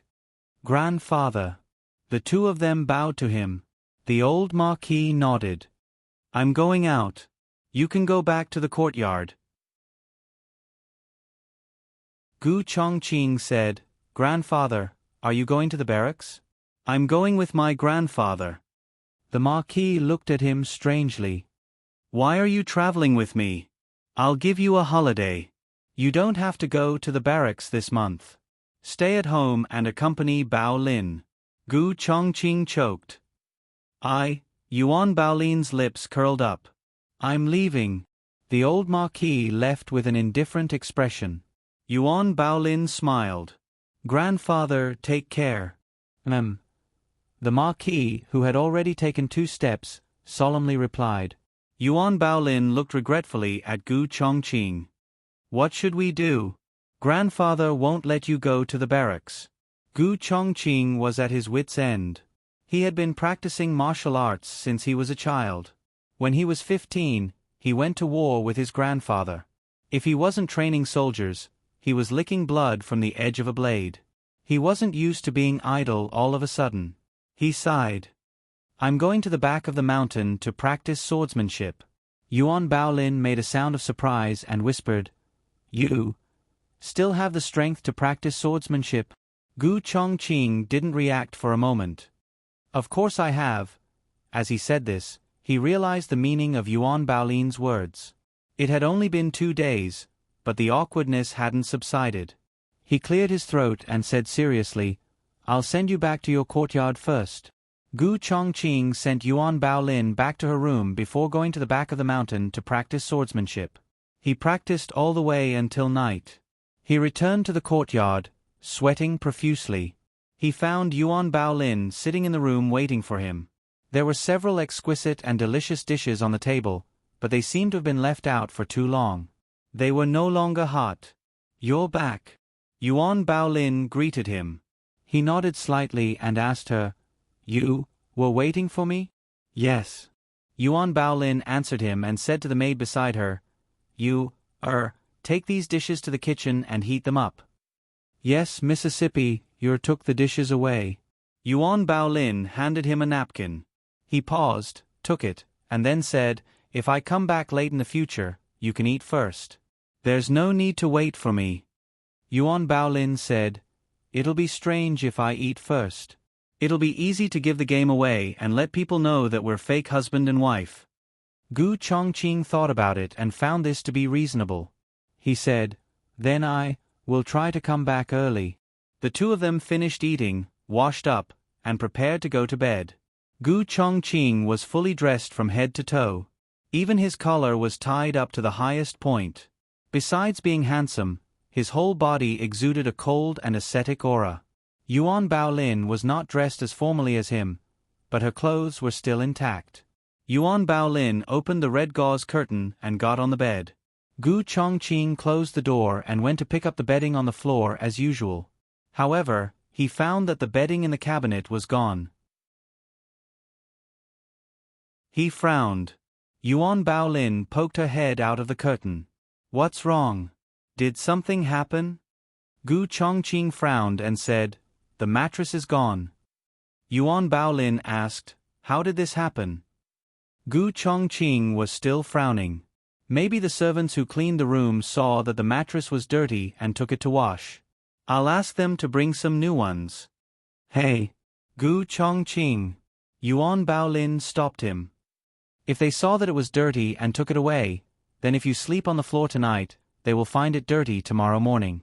It's okay if it happens once or twice, but if it happens too many times, the fact that you sleep on the floor will be exposed sooner or later." In the novel, the man slept on the floor so that he could not sleep with his wife. It seemed like a perfect plan, but in reality, it was easy to find the loophole. Were the servants blind? How could they not know that the mattress had been on the floor? Gu Chongqing hadn't thought so much at first, mainly because he hadn't expected his grandfather to not allow him to go to the military camp. If he was really dirty under his mattress for a month, it would really raise suspicions. "Come up and sleep." Yuan Baolin said, "The bed is very big anyway." Gu Chongqing looked at the door that was bolted. Yuan Baolin followed his gaze and said, "They are standing guard outside. If you sleep in the study, tomorrow the entire manor will spread the news that we are newlyweds who do not get along." Gu Chongqing looked at the benches in the room. "I can sleep on the benches." Yuan Baolin, "Oh." Gu Chongqing arranged the benches, but as soon as he lay down, the benches collapsed. Gu Chongqing, who was dazed from the fall, was speechless. In the end, Gu Chongqing could only lie down in the red silk tent. The bed was very big. Yuan Baolin slept on the innermost side, and he slept on the edge of the bed. He wished that he could lie down in the middle. Yuan Baolin was not distracted. She closed her eyes and fell asleep in a flash. Gu Chongqing lay flat with his hands folded on his abdomen. He looked at the top of the red silk tent. Her even breathing was by his ear, and the tip of his nose was lingering with her warm and soft fragrance. The red gauze canopy completely gathered her fragrance in this narrow space, and the darkness of the night thickened everything. Because his vision was limited, his other senses were infinitely magnified. In addition to her voice and breath, even the soft bed under him and the silky brocade quilt on his body stimulated his instincts as a man. The scene of their wedding night flashed through his mind. She was under him with tears in her eyes, her soft body trembling slightly. He clenched his fists slightly and took a deep breath. He closed his eyes and forcibly eliminated the distracting thoughts in his mind. On the day that Gu Chongqing accompanied Yuan Baolin to visit her parents, there was a lantern festival on Chong'an Avenue. Yuan Baolin wanted to go to the lantern festival, and Gu Chongqing accompanied her. "I'm going too. I'm going too." Yuan Tong pulled her sister's hand and said, Madame Yuan fiercely glared at her younger daughter. Your sister and brother-in-law are going to the Lantern Festival. What are you going to do? However, Yuan Tong did not receive her mother's sharp glare. She missed her sister to death these past few days. Her sister finally came back, so she was not willing to part with her sister so soon. Can my younger sister come along? Yuan Baolin asked Gu Chongqing for his opinion. Of course you can. Gu Chongqing generously agreed. He said to Father Yuan and Madame Yuan, father-in-law, mother-in-law, please rest assured. After the Lantern Festival is over, I will send her back. Yuan Tong happily smiled. Brother-in-law is the best. At this point, Madame Yuan could no longer stop Yuan Tong. She could only let her go. When they came, Gu Chongqing and Yuan Baolin sat in the same carriage. Now that Yuan Baolin was with them, Gu Chongqing rode in front to avoid suspicion. In the carriage, the two sisters talked about intimate things. Yuan Tong grabbed her sister's hand and whispered, Sister, tell me the truth, is brother-in-law good to you? Yuan Baolin said, Very good. Really? Really? Yuan Tong nodded. Then I'm relieved. Gu Chongqing had no intention of eavesdropping, but his hearing was there. It seemed that Yuan Baolin did not even tell her closest sister about them being a fake couple. Chong'an Avenue was congested. The carriage came to the side and could no longer move. They had to abandon the carriage and walk. Yuan Baolin and her sister walked in front hand in hand. Gu Chongqing quietly followed behind. As the veil of night descended, row upon row of shops were brightly lit, and the stalls on both sides of the road were hung with dazzling lanterns. At a glance, the dazzling candlelight filled the eyes, and it was like a winding dragon in the night sky. Yuan Baolin looked back from time to time. When she saw him, she would smile at him and then continue to look at the lanterns with her sister. The three of them walked for a while. On the second floor of a restaurant, someone suddenly stuck half of his body out of the window and called out to Gu Chongqing in surprise, Big brother. Gu Chongqing stopped in his tracks and looked up. Yuan Baolin and her sister also looked at that person.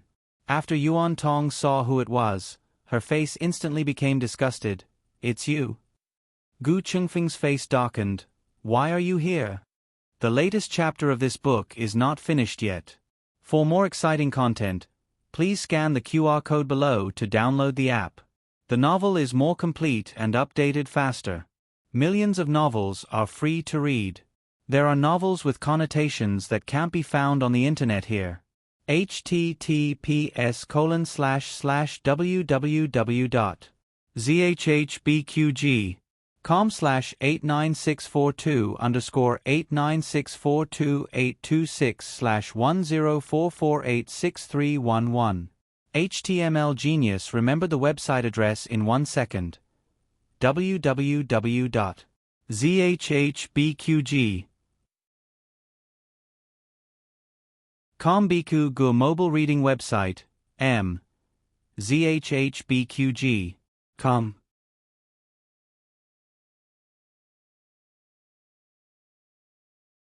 Chapter 958. The latest chapter of this book is not finished yet. For more exciting content, please scan the QR code below to download the app. Novels are updated even faster.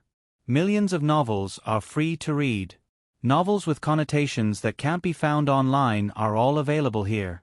Yuan Tong raised her head and snorted, I'm accompanying my sister to look at the lanterns, why can't I be here? Gu Chongqing's gaze fell on Yuan Baolin's face, and he politely greeted, Sister-in-law. Yuan Baolin smiled, Chang Feng. Come down and greet her. Gu Chongqing said in a low voice. Oh. Gu Changfeng obediently jumped down from the window and bowed to Yuan Baolin, sister-in-law. Yuan Tong raised her chin and smiled somewhat proudly, humph. Gu Changfeng glanced at her and sneered, I didn't greet you again. Gu Chongqing's elder brother Aura was fully released, how can you say that? Gu Changfeng pursed his lips. Yuan Baolin tried to smooth things over, Changfeng, are you also here to look at the lanterns? Do you want to join us? I. Gu Chongqing's eyes flashed. He wasn't here to look at the lanterns, he was here to carry out a mission. After leaving the capital for many days, the younger generation had risen. If he didn't do something, his position as the #1 thief would be lost. Yuan Baolin saw his hesitation and said generously, "If you have something to do, you can go first." Gu Chongqing looked at him coldly. It was as if he was saying, "This is your sister-in-law's first time inviting you, don't you dare refuse." He could pretend to be husband and wife with Yuan Baolin, but that was based on the premise of respect. He wouldn't let Yuan Baolin be treated coldly. Moreover, he broke the promise and let her down first, so he couldn't let her be wronged.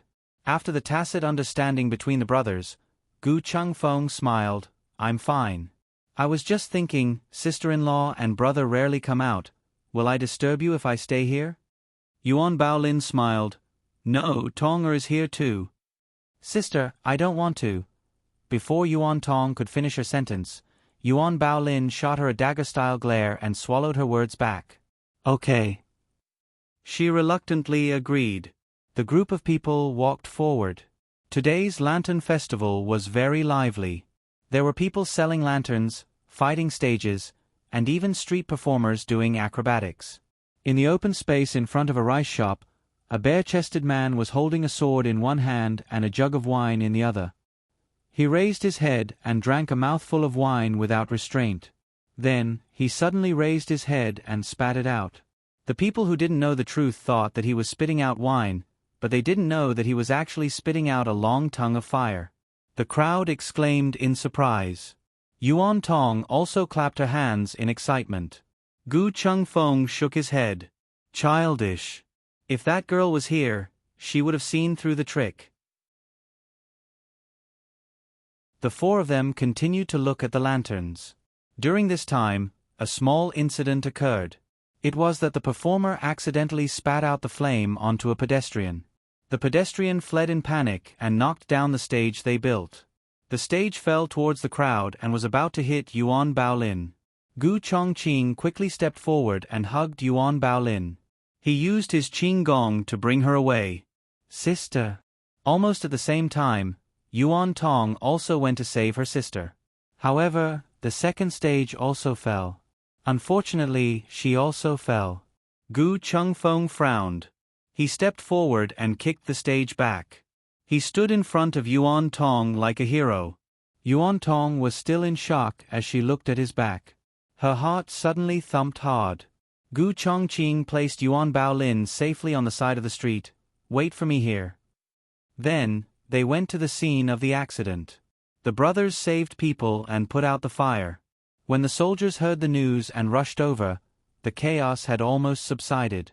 Yuan Tong was frightened. Gu Chongqing and Yuan Baolin first sent her back. Gu Chengfeng stayed at the scene to assist in the investigation. In the carriage, Yuan Tong leaned into her sister's arms. Her face was pale. It was obvious that she was frightened. The characters of the two sisters were like this. Yuan Tong looked fierce, but was actually more timid. Yuan Baolin looked quiet, but her heart was calmer and stronger than the average person. Yuan Baolin hugged her sister's shoulder and comforted her. "When we go back, I will tell Mother. You can sleep with Mother for the next 2 nights. Then Father will blame me again." If she slept with her mother, her father would have to sleep in the study. Yuan Baolin laughed. "Aren't you too timid to sleep?" "Who said I am timid?" Yuan Tong snorted without confidence. She thought of something and stammered. "Sister, I have something to ask you." "Go ahead," Yuan Baolin said. Yuan Tong's eyes flashed. "Brother-in-law's younger brother. Is he going to get married soon?" "I see that he is not young anymore. I don't know what kind of girl he will marry and if she is easy to get along with. In the future, you will have to ask her to be your sister-in-law." Yuan Baolin smiled. "You are so concerned about me?" Yuan Tong said without hesitation, "You are my sister."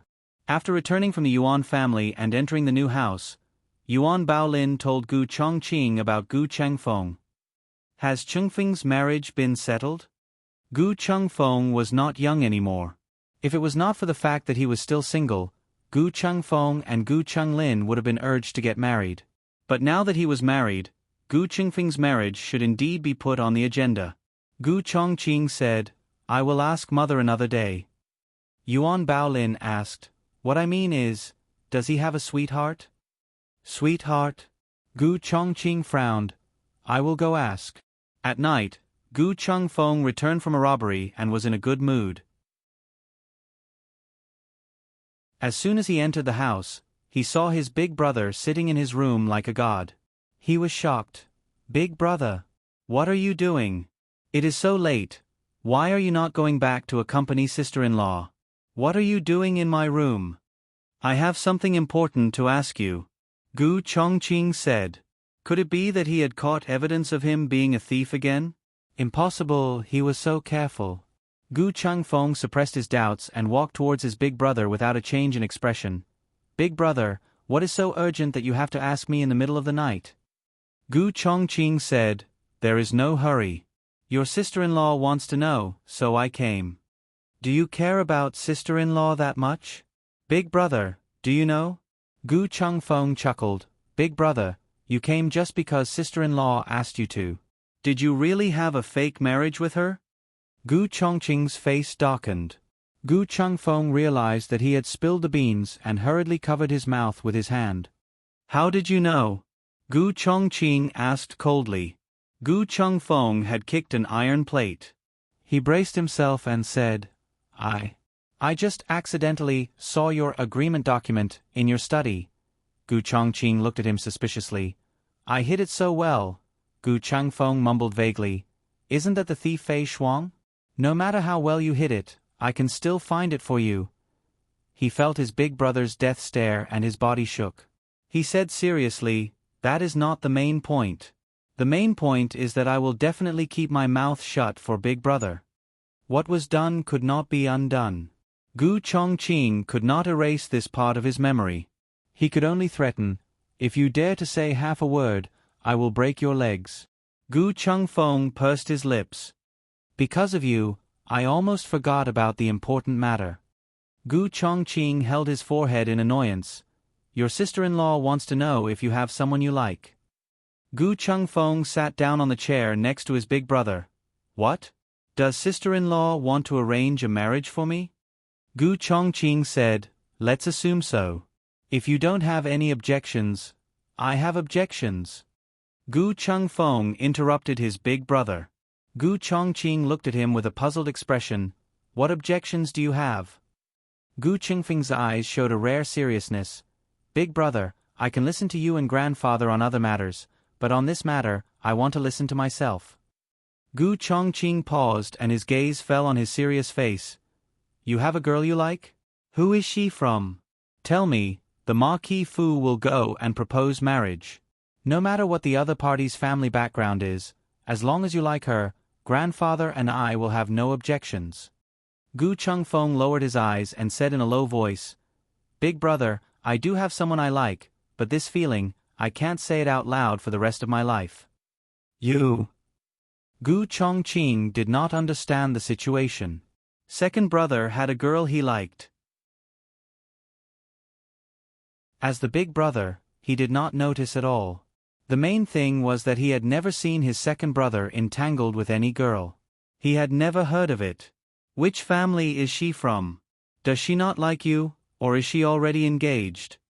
Gu Chongqing asked. "Big brother, don't ask any more." Gu Chengfeng raised his head and smiled as if nothing had happened. "Anyway, I don't need to inherit the family business. My marriage. Just forget about it. Grandfather wants to hold a great-grandson. There is big brother, Cheng Lin, Gu Yan and Xiaobao. There are so many people to inherit the family name, just spare me. Let him use the rest of his life to protect the girl in his heart." Digression. Big brother and second brother are almost done writing. Xiao Feng Feng does not have a couple. Not every character has a couple. The latest chapter of this book is not finished yet. For more exciting content, please scan the QR code below to download the app. Novels are updated even faster. Millions of novels are free to read. Novels with connotations that can't be found online are all available here. https://www.zhbqg.com/89642_8964282621044822172. HTML Genius remembers this site's address in 1 second. www.zhbqg.com Biku Gu mobile reading website, m. zhbqg.com.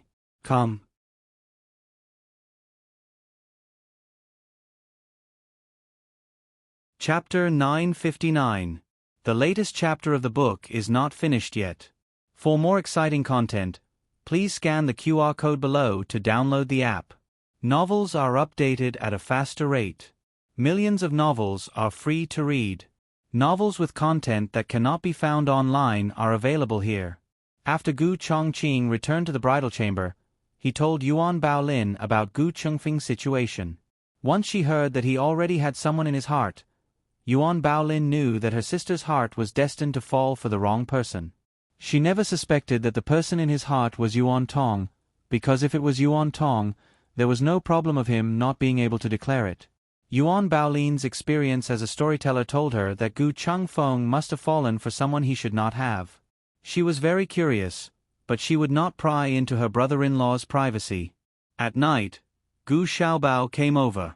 He was still young and could not leave his mother, so Madame Yao brought him over when she was staying in the residence.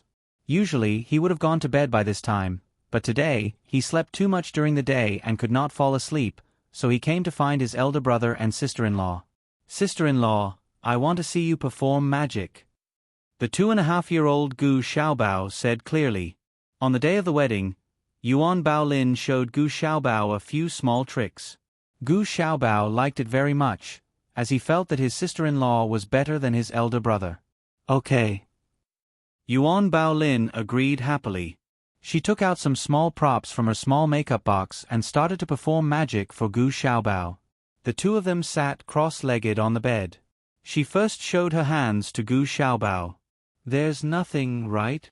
"Yes." Gu Xiaobao nodded. She snapped her fingers behind Gu Xiaobao's ear, and when she brought her hands in front of Gu Xiaobao, there was a copper coin between her fingers.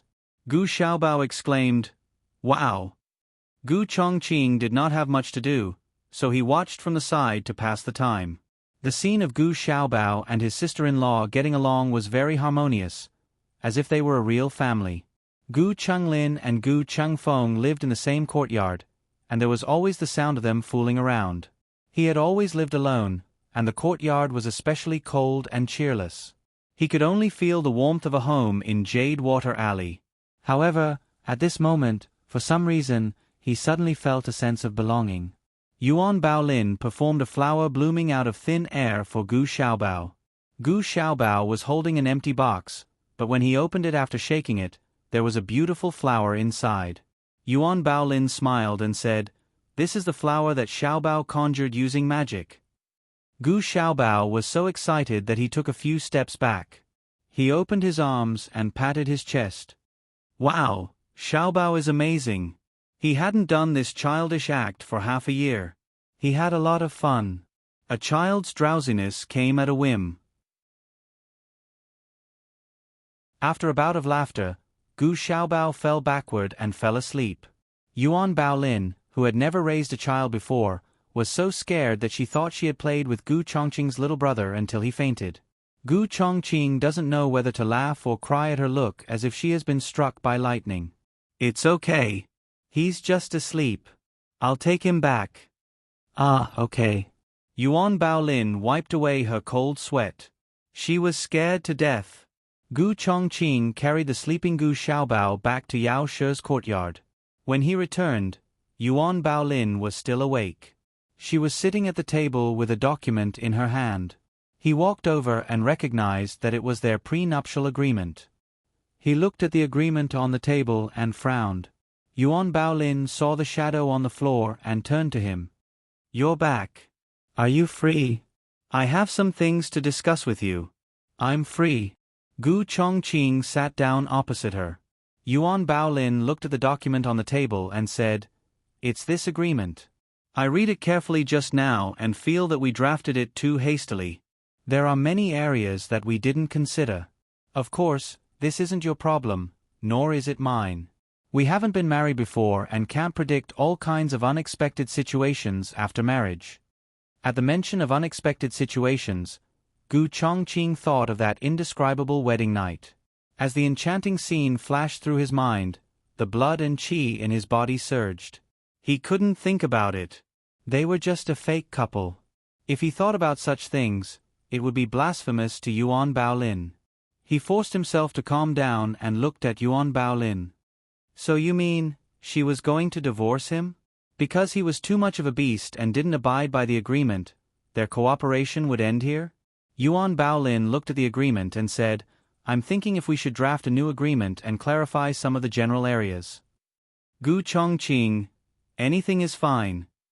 Yuan Baolin looked at him and said, You don't have to agree so quickly. Listen to the details first. Gu Chongqing said calmly, Go ahead. The first item, the original agreement was that either party could propose a divorce at any time. But that day, you said that you wouldn't mention it again. Yes, only you can bring this up. He had touched her and violated their agreement, so his rights should be revoked. Yuan Baolin picked up the brush and dipped it in the ink in the inkstone. Then I'll write it down. Okay. Gu Chongqing said. After Yuan Baolin finished writing, she continued to read, There's no problem with the second and third items, but the fourth item, cooperate with each other to the best of your ability and create a harmonious image of a married couple, but do not make excessive demands of each other. We didn't say what kind of demands would be considered excessive at the time. As long as I can do it, you can propose it. Gu Chongqing said and paused before adding, as long as it doesn't violate the country's laws and family rules. Yuan Baolin rolled her eyes. What if you can do it but don't want to? For example, you just came back from the military camp and are very tired. If I ask you to coax me, will you agree? Gu Chongqing thought for a moment. Okay. Even this is okay. Yuan Baolin muttered weakly. She pursed her lips and coughed lightly. She asked seriously, Then what if I don't let you take a concubine? Okay. He didn't have the intention to take a concubine. Yuan Baolin was stunned. She looked at him without blinking and said, Don't agree too quickly. You have to hesitate a bit. Otherwise, when I write it down, you won't have the leeway to go back on your word. Gu Chongqing met her doe-like eyes and said seriously, I won't go back on my word.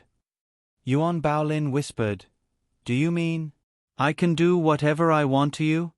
As long as it doesn't violate the country's laws and family rules. Gu Chongqing emphasized. Yuan Baolin said, I know. You're an official of the imperial court. I can't let you kill people or commit arson. Really, you can do anything? N. Gu Chongqing nodded. Yuan Baolin's eyes moved again. Including that you can't sleep in the study in the future? Why? Gu Chongqing looked at her in surprise. Yuan Baolin blinked her eyes and confidently said, What else could it be? If you sleep in the study, it will make people think that we don't get along. The servants in the manor will make things difficult for me. They won't dare. Gu Chongqing said. Do you agree or not? Yuan Baolin asked. To be honest, lying in the same bed as her was too much of a test for his endurance as a man. It wasn't like he had any problems in that area. Gu Chongqing took a deep breath and said seriously, I will stay in the military camp in the future. I will only come back during the holidays. But if you insist, I can sleep in your room. Also, don't worry, I won't offend you again. Yuan Baolin sulked. Gu Chongqing saw her reaction and didn't know what he had said wrong. You're not happy? Are you afraid that I can't do it? I said that I will move into the military camp, so I will definitely move in. I said that I won't offend you, so I won't do it again. Yuan Baolin said in a small voice, What if I agree to you offend me? Gu Chongqing looked at her in shock.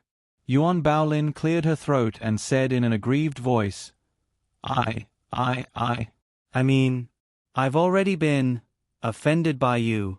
It will be difficult for me to get married in the future, but to have me be a fake husband and wife for the rest of my life is quite pitiful. You said that you won't leave me, but a man's mouth is a liar. What if one day you don't want to keep your promise and I'm old again? What do you want me to do? Gu Chongqing was a strategist on the battlefield, adaptable and extraordinary strategist, but in some matters, he was even more stubborn than his grandfather. For example, he once believed that he was a loyalist and never doubted it again until Tang Yueshan mercilessly exposed him. He now also believed that Yuan Baolin had no romantic feelings for him, so no matter how many strange requests Yuan Baolin made or said to him, he only thought that it was necessary for cooperation and forced by the situation. And he was wrong first, so he had no right to bargain with Yuan Baolin. He looked at Yuan Baolin and asked, "What do you want me to do?" Yuan Baolin shyly lowered her head and pinched her handkerchief. She blushed and said, "At least I have to have a child of my own, so that I can have someone to rely on for the rest of my life." Gu Chongqing was stunned. Digression, Little Chongqing, Daddy, what's the longest road in the world? Gu Chongqing, your mother's trick. The latest chapter of this book is not finished yet. For more exciting content, please scan the QR code below to download the app. Novels are updated faster and more complete. Millions of novels are free to read.